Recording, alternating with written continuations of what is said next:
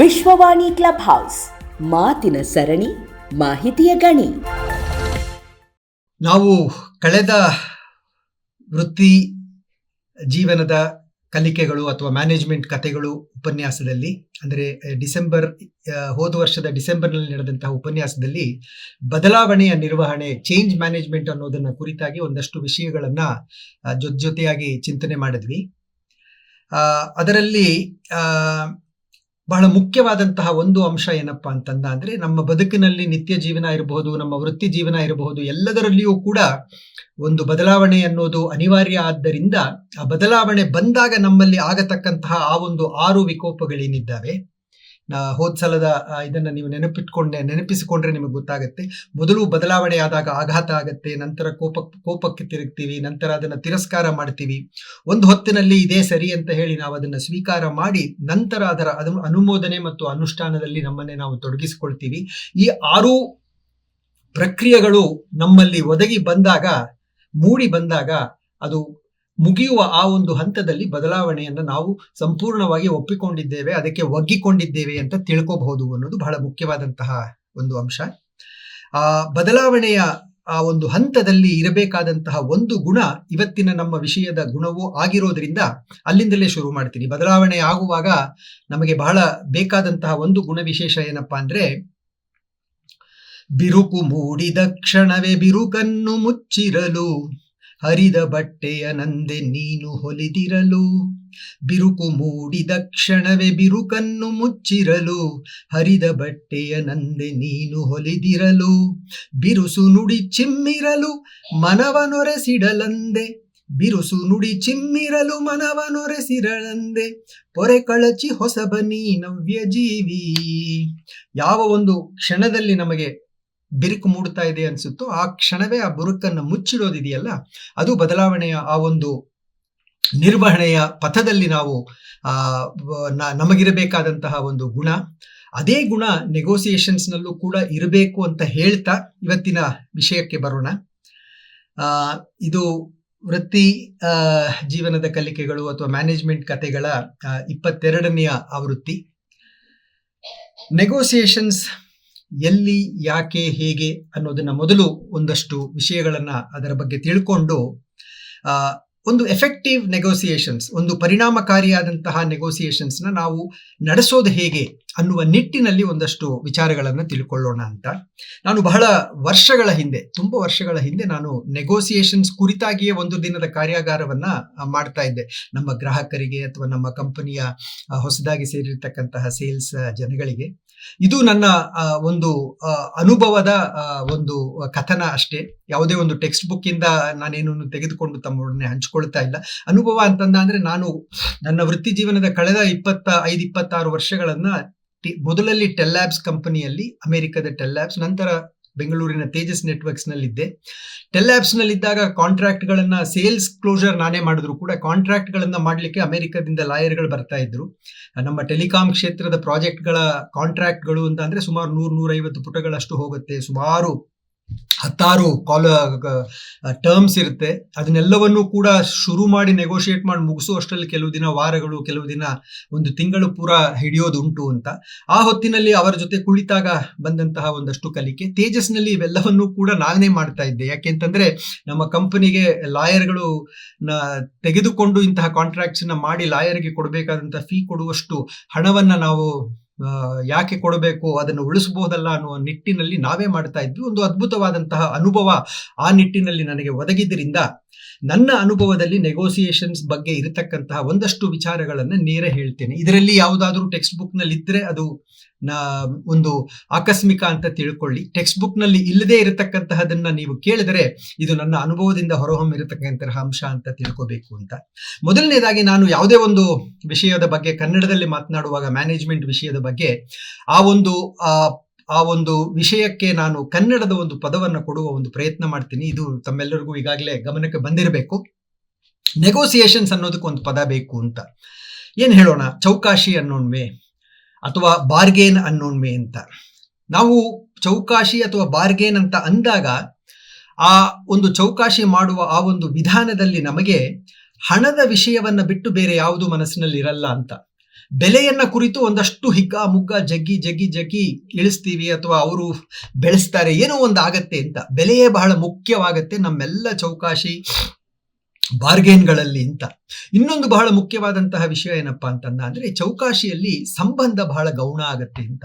ಇಬ್ಬರೂ ಕೂಡ ಪರಸ್ಪರ ಯಾರೂ ಕೂಡ ಅಲ್ಲಿ ಸಂಬಂಧವನ್ನು ಉಳಿಸ್ಕೊಳ್ಬೇಕು ಬೆಳೆಸ್ಕೊಳ್ಬೇಕು ಅನ್ನೋ ನಿಟ್ಟಿನಲ್ಲಿ ಗಮನವನ್ನ ಕೊಡೋದಿಲ್ಲ. ಬೆಲೆಯನ್ನ ಇಳಿಸ್ಬೇಕು, ನಿನಗೆ ಬೆಲೆಯನ್ನು ಇಳಿಸ್ಲಿಕ್ಕೆ ಆಗದಿದ್ರೆ ನಾನು ಮತ್ತೊಬ್ಬರ ಹತ್ರ ಹೋಗ್ತೀನಿ ಅನ್ನತಕ್ಕಂತಹ ಒಂದು ಪ್ರವೃತ್ತಿಯಲ್ಲಿ ನಡೆಯುವಂತಹ ನೆಗೋಸಿಯೇಷನ್ ಅನ್ನು ನಾವು ಚೌಕಾಸಿ ಅನ್ನಬಹುದು. ಆದ್ರೆ ಕಂಪನಿಯ ಸ್ತರದಲ್ಲಿ ನೆಗೋಸಿಯೇಷನ್ ನಡೆದಾಗ ಇದಕ್ಕೆ ತದ್ವಿರುದ್ಧವಾಗಿರುತ್ತೆ ಅಂತ.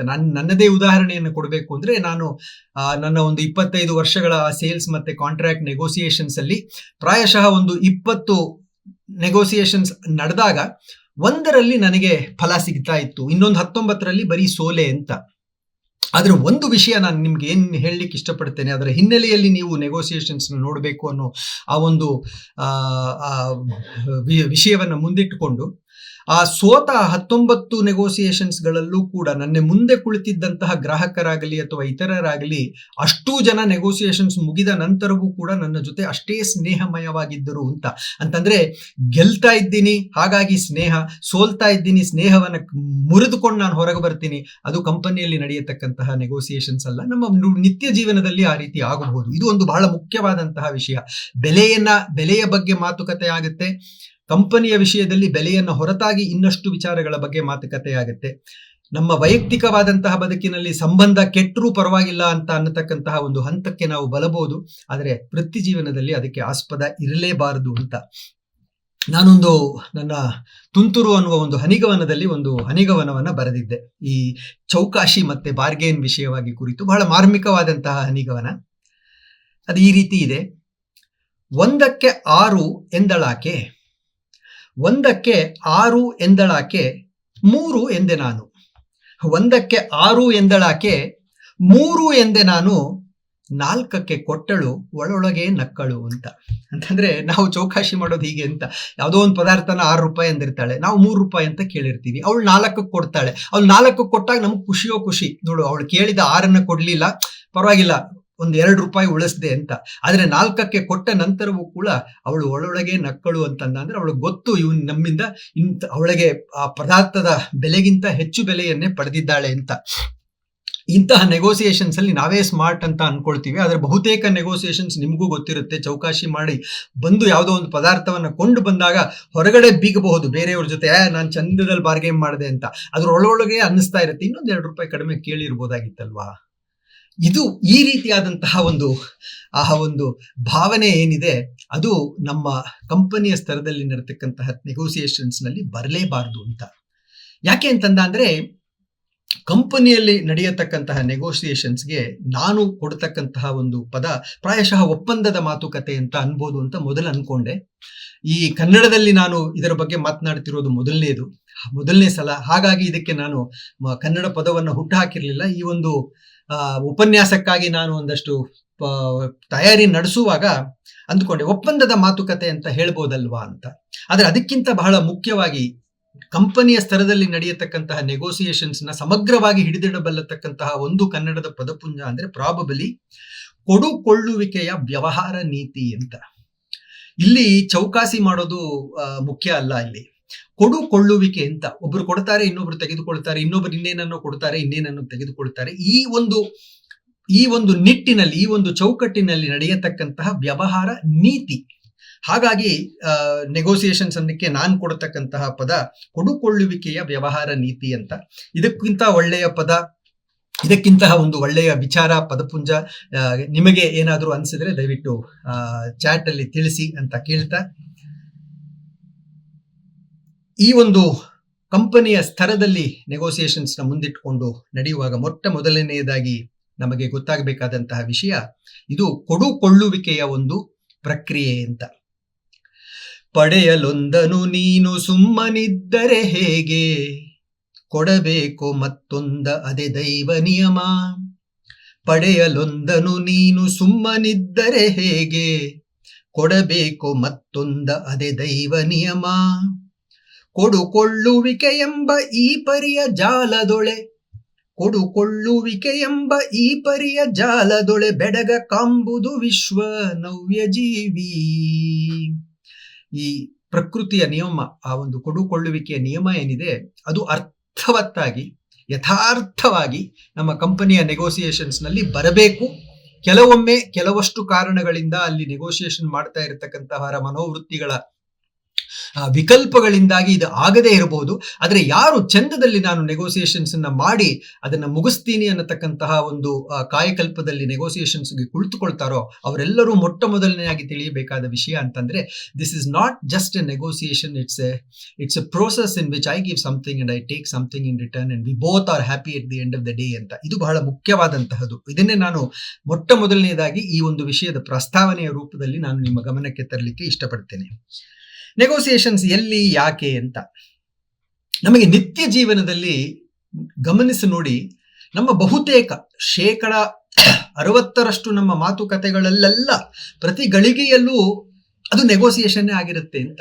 ನಾವು ಅದನ್ನ ಗಮನ ಕೊಟ್ಟಿರಲ್ಲ, ಅದಕ್ಕೆ ಪ್ರತ್ಯೇಕವಾಗಿ ಗಮನ ಕೊಟ್ಟಿರಲ್ಲ. ನಾವು ಮಾತನಾಡೋದೆಲ್ಲ ಒಂದು ನೆಗೋಸಿಯೇಷನ್ನೇ ಆಗಿರುತ್ತೆ. ಬಹುತೇಕ ಸಮಯದಲ್ಲಿ, ಬಹುತೇಕ ಸಂಗತಿಗಳಲ್ಲಿ, ಬಹುತೇಕ ಸಂಬಂಧಗಳಲ್ಲಿ, ಬಹುತೇಕ ವಹಿವಾಟುಗಳಲ್ಲಿ ನಮ್ಮೆಲ್ಲ ಮಾತುಕತೆಗಳು ಕೂಡ ಒಂದಲ್ಲ ಒಂದು ರೀತಿಯಲ್ಲಿ ನೆಗೋಸಿಯೇಷನ್ಸ್ ಆಗಿರುತ್ತೆ ಅಂತ. ಒಂದು ಉದಾಹರಣೆ ಕೊಡಬೇಕು ಅಂತಂದ್ರೆ, ಹೆಂಡತಿ ಹೇಳ್ತಾಳಪ್ಪ, ಈ ಸಲ ನಾವು ಸ್ವಿಟ್ಜರ್ಲ್ಯಾಂಡ್ಗೆ ಟೂರ್ ಹೋಗಿ ಬರೋಣ ಅಂತ. ಗಂಡ ಹೇಳ್ತಾನೆ, ಸ್ವಿಟ್ಜರ್ಲ್ಯಾಂಡ್ ಯಾಕೆ ಈ ಸಲ, ಇಲ್ಲೇ ಹತ್ತಿರದಲ್ಲಿ ಮಲೇಷಿಯಾಗ ಹೋಗಿ ಬರೋಣ ಅಂತ. ಒಂದಷ್ಟು ಮಾತುಕತೆಗಳಾಗತ್ತೆ. ಸ್ವಿಟ್ಜರ್ಲ್ಯಾಂಡ್ ಹೋಗಿ ಬಂದ್ಬಿಡೋಣ ಕಣ್ರಿ, ಯಾಕೆ ಅಂತಂದ ಅಂದ್ರೆ ಕೈಕಾಲೆಲ್ಲ ಗಟ್ಟಿ ಇರುವಾಗ ದೂರದ ದೇಶ ನೋಡ್ಕೊಂಡ್ ಬಂದ್ಬಿಡೋಣ, ಆನಂತರ ಓಡಾಡೋದು ಕಷ್ಟ ಆದಾಗ ಹತ್ತಿರಕ್ಕೆ ಹೋಗ್ಬೋದು ಅಂತ. ಆ ಗಂಡ ಹೇಳ್ತಾನೆ, ಅದೆಲ್ಲ ಮುಖ್ಯ, ಅದ್ರ ಜೊತೆಗೆ ಸ್ವಿಟ್ಜರ್ಲ್ಯಾಂಡ್ ಹೋಯ್ತು ಅಂದ್ರೆ ಈಗ ತುಂಬಾ ಖರ್ಚಾಗತ್ತೆ, ಅಷ್ಟು ದುಡ್ಡಿನ ವ್ಯವಹಾರ ಈಗ ಮಾಡ್ಲಿಕ್ಕೆ ಆಗುತ್ತೋ ಇಲ್ವೋ, ಅದ್ರ ಬದಲು let us have A vacation in Malaysia ಅಂತ. ಇಬ್ರು ಮುಂದೆ ಮಾತನಾಡಿಕೊಂಡು ಸಿಂಗಪುರ್ಗೆ ಹೋಗಿ ಬರ್ತಾರೆ ಅಂತ. ಈ ಇಡೀ ಮಾತುಕತೆ ಒಂದು ನೆಗೋಸಿಯೇಷನ್ ಅಲ್ವಾ? ಯೋಚನೆ ಮಾಡಿ ನೋಡಿ, ಈ ಇಡೀ ಮಾತುಕತೆ ಆಗುವಾಗ ನಾವು ಕಂಪನಿಯ ಸ್ತರದಲ್ಲಿ ನೆಗೋಷಿಯೇಟ್ ಮಾಡುವಾಗ ಯಾವ ಯಾವ ಅಂಶಗಳನ್ನು ಮುಂದಿಟ್ಕೊಂಡು ಮಾಡ್ತೀವೋ ಅವೆಲ್ಲವನ್ನೂ ಕೂಡ ಒಬ್ಬ ಗಂಡ ಹೆಂಡತಿ ಮಾಡ್ತಾ ಇದ್ದಾರೆ ಅಂತ. ಅಪ್ಪ, ನನ್ನ ಫ್ರೆಂಡ್ಸು ಬೈಕಲ್ಲಿ ಓಡಾಡ್ತಾ ಇದ್ದಾರೆ, ನನಗೊಂದು ಬೈಕ್ ಬೇಕು, ಕಾಲೇಜಿನಲ್ಲಿ ಇರ್ತಕ್ಕಂತಹ ಮಗ ಕೇಳ್ತಾನೆ ಅಂತ. ಬಹಳ ದೊಡ್ಡ ಒಂದು ನೆಗೋಸಿಯೇಷನ್ ಆಗುತ್ತೆ ಅಂತ. ಅದು ಕೇವಲ ಆ ಹೊತ್ತಿನ ನೆಗೋಸಿಯೇಷನ್ ಅಲ್ಲ, ಹಲವಾರು ದಿನಗಳ ನೆಗೋಸಿಯೇಷನ್ ಆಗ್ಬೋದು ಅಂತ. ಬೈಕ್ ಯಾಕೆ ಬೇಕು ಅಂತ ಅವನು ಜಸ್ಟಿಫೈ ಮಾಡ್ಕೋತಾನೆ. ನನಗೆ ಬೈಕ್ ಯಾಕೆ ಬೇಕು ಅಂತಂದ್ರೆ ಟ್ರಾಫಿಕ್ ಜಾಸ್ತಿ ಆಗಿದೆ, ನನಗೆ ಬೈಕ್ ಇತ್ತು ಅಂದ್ರೆ ಬೇಗ ಹೋಗಿ ಬೇಗ ಬರ್ಬೋದು, ಮನೆಗೆ ಬರ್ಬೋದು, ಮನೆಗೆ ಬಂದ್ಮೇಲೆ ಓದ್ಕೋಬಹುದು. ಅವನು ಎಲ್ಲ ಒಳ್ಳೆಯ ಅಂಶಗಳನ್ನು ಹೇಳಿ ತನ್ನ ಬೇಕಾದಂತಹ ಬೈಕ್ ಅನ್ನ ಪಡೆದುಕೊಳ್ಳುವ ನಿಟ್ಟಿನಲ್ಲೇ ಮಾತುಕತೆ ನಡೆಸ್ತಾ ಇರ್ತಾನೆ ಅಂತ. ಅಪ್ಪ ಆದವನು ಕೂಡ ಹಾಗೆಯ, ನೀನು ಬೈಕ್ ಕೊಟ್ಟ ಅಂದ್ರೆ ಹಾಳಾಗ್ತೀಯ, ನೀನು ಬೈಕ್ ಬೇಡ, ಬೇರೆ ಇನ್ನೇನಾದ್ರೂ ಯೋಚನೆ ಮಾಡೋಣ ಅಂತ ಹೇಳ್ತಾ ಹೇಳ್ತಾ ಕಡೆಯಲ್ಲಿ ಬೈಕ್ ತುಂಬಾ ಜೋರಾಗಿ ಓಡಿಸುವಂತಹ ಹುಡುಗರನ್ನ ನಾನು ನೋಡಿದೀನಿ, ಇದು ನಿನಗೆ ಸರಿಯಲ್ಲ, ಕಡೆಯದಾಗಿ ನಾನು ನಿನಗೆ ಸ್ಕೂಟರ್ ಕೊಡ್ತೀನಿ ಅಂತ ಹೇಳಿ ಸ್ಕೂಟರ್ ಕೊಡ್ತೀನಿ. ಅದ್ರ ಒಂದು ಕಂಡೀಷನ್ ಅಪ್ಪ. ಏನದು ಕಂಡೀಷನ್ನು? ನೀನು ಪ್ರತಿ ಪರೀಕ್ಷೆಯಲ್ಲೂ ಕೂಡ ಒಳ್ಳೆಯ ಮಾರ್ಕ್ಸ್ ತಗೊಂಡು ಪಾಸ್ ಆಗಬೇಕು. ಯಾವುದೋ ಒಂದು ಪರೀಕ್ಷೆಯಲ್ಲಿ ನೀನು ಮಾರ್ಕ್ಸ್ ಚೆನ್ನಾಗಿ ಬಂದಿಲ್ಲ ಅಂದ್ರೆ I will take back your scooter ಅಂತ ಒಂದು ಒಪ್ಪಂದಕ್ಕೆ ಬರ್ತಾರೆ. ಆ ನಂತರ ಎಲ್ಲಿ ಬೈಕಿಂದ ಶುರುವಾದಂತಹ ಒಂದು ಸ್ಕೂಟರು ಹಲವಾರು ದಿನಗಳ ಮಾತುಕತೆಯ ನಂತರ ಸ್ಕೂಟರ್ಗೆ ಬಂದು ನಿಲ್ಲುತ್ತೆ, ಒಂದು ಒಪ್ಪಂದದ ಬುನಾದಿಯ ಮೇಲೆ. ನಮ್ಮ ನಿತ್ಯ ಜೀವನದಲ್ಲಿ ನಡೆಯತಕ್ಕಂತಹ ಇಂತಹ ಮಾತುಕತೆಗಳೆಲ್ಲವೂ ಕೂಡ ಒಂದಲ್ಲ ಒಂದು ರೀತಿಯಲ್ಲಿ ನೆಗೋಸಿಯೇಷನ್ನೇ ಆಗಿರುತ್ತೆ ಅಂತ. ಚೌಕಾಶಿ ಅಲ್ಲ, ನೆಗೋಸಿಯೇಷನ್ನೇ ಆಗಿರುತ್ತೆ, ಒಂದು ರೀತಿಯ ವ್ಯವಹಾರ ನೀತಿಯೇ ಆಗಿರುತ್ತೆ ಅಂತ. ಇದು ಕೇವಲ ದೊಡ್ಡವರ ಜೊತೆ ನಡೆಯತಕ್ಕಂತಹ ಮಾತುಕತೆ ಅಂತಲ್ಲ. ಅಮ್ಮ ಮಗುವಿಗೆ ಊಟ ಮಾಡಿಸತಕ್ಕಂತಹ ಒಂದು ಪ್ರಕ್ರಿಯೆಯನ್ನು ನೋಡಿ, it's an absolute negotiation from end to end ಅಂತ ಅಲ್ವಾ? ಮೊದಲನೇ ತುತ್ತನ್ನು ಕೊಡುವಾಗ ಅಮ್ಮ ಹೇಳ್ತಕ್ಕಂತಹ ವಿಚಾರ, 4-5 ತುತ್ತು ತಿಂದು ಮಗು ಬೇಡ ಅಂದಾಗ ಅವನಿಗೆ ಇನ್ನೇನೋ ಒಂದು ಆಮಿಷವನ್ನ ತೋರಿಸಿ, ಮತ್ತೆ ಅವನಿಗೆ ಇನ್ನೆಲ್ಲೋ ಕರ್ಕೊಂಡು ಹೋಗಿ ಗುಮ್ಮ ಬಂದ ಅಂತಲೋ ಐಸ್ ಕ್ರೀಮ್ ಕೊಡಿಸ್ತೀನಿ ಅಂತಲೋ ಮತ್ತೊಂದು ತುತ್ತನ್ನ ಬಾಯಿಗಿಡತಕ್ಕಂತಹ, ಆ ಹೊತ್ತಿನಲ್ಲಿ ನಡೆಯತಕ್ಕಂತಹ ಮಗುವಿಗೆ ಅರ್ಥವಾಗದಿದ್ದರೂ ಕೂಡ ಸಂಪೂರ್ಣ ತಾಯಿ ಮಾತನಾಡತಕ್ಕಂತಹ ಒಂದು ಮಾತುಕತೆ ಏನಿದೆ ಅದು ಕೂಡ ಪೂರ್ಣವಾಗಿ ನೆಗೋಸಿಯೇಷನ್ ಅಂತಾನೆ ಅಂತಂದ್ರೆ ನಾನೇನ್ ಹೇಳಲಿಕ್ಕೆ ಇಷ್ಟಪಡ್ತೀನಿ ಅಂದ್ರೆ, ನೆಗೋಸಿಯೇಷನ್ ಅಂದ್ರೆ it is some black box that we don't understand that only happens in the corporate circles ಅಂತ ಯಾರು ಭಾವಿಸಬಾರದು ಅಂತ. ನಮ್ಮ ಮನೆಗಳಲ್ಲಿ, ನಮ್ಮ ದಿನನಿತ್ಯದ ಬದುಕಿನಲ್ಲಿ, ನಮ್ಮ ಸುತ್ತಮುತ್ತಲೂ ನಮಗೆ ಬೇಕಾದವರ ಜೊತೆ, ಹೊರಜಗತ್ತಿನಲ್ಲಿ ನಮಗೆ ಬೇಡದ ಅಥವಾ ಗೊತ್ತಿರದ ಜನಗಳ ಜೊತೆ ಆಗತಕ್ಕಂತಹ ಮಾತುಕತೆಗಳು ಕೂಡ ಬಹಳಷ್ಟು ಹೊತ್ತಿನಲ್ಲಿ ನೆಗೋಸಿಯೇಷನ್ಸೇ ಆಗಿರುತ್ತೆ ಅಂತ. ನನ್ನ ಒಂದು ಗೆಳತಿಯ ವಿಷಯ ನೆನಪಾಗತ್ತೆ. ಈಗೆಲ್ಲ ನಿಮಗೆ ಗೊತ್ತಿರೋ ಹಾಗೆ ಮೊದಲೆಲ್ಲ ನಾವು ದಾರಿಯ ತುದಿಯ ಆ ಒಂದು ತಳ್ಳುವ ಗಾಡಿ, ಅಥವಾ ಇವತ್ತು ಬೆಂಗಳೂರಿನಲ್ಲಿ ತಳ್ಳುವ ಗಾಡಿಯನ್ನ ಒಂದು ಕಡೆ ಸ್ಥಿರವಾಗಿ ನಿಲ್ಲಿಸಿ ಅಂಗಡಿಯನ್ನೇ ಮಾಡಿದ್ದಾರೆ. ಅಂತಹ ಅಂಗಡಿಗಳಲ್ಲೇ ನಾವೆಲ್ಲ ನಮ್ಮ ತರಕಾರಿ, ಹೂವು, ಹಣ್ಣು ಇವೆಲ್ಲವನ್ನು ಕೊಂಡುಕೊಳ್ತಾ ಇದ್ವಿ. ಇವಾಗ ಅವೆಲ್ಲವೂ ಕೂಡ ಸೂಪರ್ ಮಾರ್ಕೆಟ್ ನಲ್ಲೇ ಸಿಗುತ್ತೆ ಅಂತ. ನನ್ನ ಗೆಳತಿ ಹೇಳ್ತಾ ಇದ್ದೆ, ಯಾಕೆ ಇಷ್ಟೊಂದು ಕಷ್ಟಪಟ್ಕೊಂಡು ಅಲ್ಲೆಲ್ಲೋ ಹೋಗಿ ಇವ್ರ ಹತ್ರ ಮಾತಾಡಿ ಅವ್ರ ಹತ್ರ ಮಾತಾಡಿ ನೀನು ಹಣ್ಣು ತರಕಾರಿ ಎಲ್ಲ ತರ್ತೀಯಾ? ನಿಮ್ ಮನೆ ಪಕ್ಕದಲ್ಲೇ ಇದೆಯಲ್ಲ ಸೂಪರ್ ಮಾರ್ಕೆಟ್, ಅಲ್ಲಿ ಹೋಗು, ಅದೇ ಸಿಗುತ್ತೆ, ಒಳ್ಳೆ ಕ್ವಾಲಿಟಿ ಪ್ರಾಬಬಲಿ ನಿನಗೆ ಸಿಗುತ್ತೆ, ಜೊತೆಗೆ ಸ್ವಲ್ಪ ಕಡಿಮೆ ಬೆಲೆಗೂ ಸಿಗುತ್ತೆ ಅಂತ ಹೇಳ್ತಾ ಇದ್ದೆ ಬಹಳಷ್ಟು ದಿನಗಳು. ಆದ್ರೂ ಇವಳು ಅಲ್ಲೇ ಹೋಗೋಳು ಅಂತ. ಕಡೆಗೆ ಒಂದಿನ ಹೇಳಿದ್ಲು, ಇದರ ಸೀಕ್ರೆಟ್ ಏನ್ ಗೊತ್ತೇನಪ್ಪ, ನನಗೆ ಚೌಕಾಸಿ ಮಾಡದೇ ಇದ್ರೆ ವ್ಯಾಪಾರ ಮಾಡ್ಲಿಕ್ಕೆ ಮನಸ್ಸೇ ಇಲ್ಲ. ಏನೋ ಒಂದು 10-15 ನಿಮಿಷ ಚೌಕಾಸಿ ಮಾಡಿ, ಬಾರ್ಗೇನ್ ಮಾಡಿ, ಹಿಡಿದು ಜಗ್ಗಿ ಮಾಡಿ ಏನೋ ಒಂದು ಕೊಂಡು ತಂದ ಅನ್ನ ಅಂದ್ರೆ ಒಂದಷ್ಟು ವ್ಯಾಪಾರ ಮಾಡಿದ್ದೀನಿ ಅನ್ನತಕ್ಕಂತಹ ಒಂದು ಭಾವನೆ. ಆ ಸೂಪರ್ ಮಾರ್ಕೆಟ್ಗೆ ಹೋದ ಅಂದ್ರೆ ಎಲ್ರಿಗೂ ಒಂದೇ ಬೆಲೆ ಪ್ರಿಂಟ್ ಹಾಕಿ ಕೊಡ್ತಾರೆ, ದುಡ್ಡು ಕೊಟ್ಟು ಬರೋದು, ಏನ್ ಮಜಾ ಇಲ್ಲ ಅಂತ. ಅಂತಂದ್ರೆ ಈ ನೆಗೋಸಿಯೇಷನ್ಸ್ ಅನ್ನೋದು ನಮ್ಮ ಜೀವನದಲ್ಲಿ ಎಷ್ಟರ ಮಟ್ಟಿಗೆ ಹಾಸು ಹೊಕ್ಕಾಗಿದೆ ಅಂದ್ರೆ ಎಲ್ಲೋ ಒಂದ್ ಕಡೆ ಇದರ ಹೊರತಾಗಿ ನಾವು ವ್ಯವಹಾರವನ್ನ ಮಾಡ್ತೀವಿ ಅಂತ ಹೋದಾಗ ಏನೋ ಒಂದನ್ನ ಕಳ್ಕೊಂಡಂತಹ ಒಂದು ಅನಾಥ ಪ್ರಜ್ಞೆ ನಮ್ಮನ್ನ ಕಾಡುತ್ತೆ ಅಂತ. ಇನ್ನು ವೃತ್ತಿ ಜೀವನದಲ್ಲಿ ಮತ್ತೆ ನಮ್ಮ ನಿತ್ಯ ಜೀವನದಲ್ಲಿ ನೆಗೋಸಿಯೇಷನ್ಸ್ಗೆ ಇರತಕ್ಕಂತಹ ಮೂಲಭೂತವಾದಂತಹ ಒಂದಷ್ಟು ವ್ಯತ್ಯಾಸಗಳನ್ನು ನಾವು ಕಂಡುಕೊಳ್ಳೋದು ಬಹಳ ಮುಖ್ಯ ಆಗತ್ತೆ. ನಮ್ಮ ನಿತ್ಯ ಜೀವನದಲ್ಲಿ ನಾನು ಹೇಳಿದೆ, ನಮ್ಮ ನಿತ್ಯ ಜೀವನದ ಬಹುತೇಕ ಮಾತುಕತೆಗಳಲ್ಲಿ ಸುಮಾರು 60-70% ಭಾಗ ನೆಗೋಸಿಯೇಷನ್ ಆಗಿರುತ್ತೆ ಅಂತ. ಆದ್ರೆ ನಮಗದು ನೆಗೋಸಿಯೇಷನ್ ಅಂತ ಗೊತ್ತಾಗಿರಲ್ಲ ಅಂತ. ಹಾಗಾಗಿ ನಮ್ಮ ಸಾಧಾರಣವಾದಂತಹ ನಿತ್ಯ ಮಾತುಕತೆಗಳಲ್ಲೇ ಅದನ್ನ ಮುಂದುವರಿಸಿಬಿಡ್ತೇವೆ. ಅದಕ್ಕಾಗಿ ಒಂದು ವಿಶೇಷವಾದಂತಹ ರೀತಿಯಲ್ಲಿ ನಾವು ಸಜ್ಜಾಗೋದಿಲ್ಲ ಅಂತ.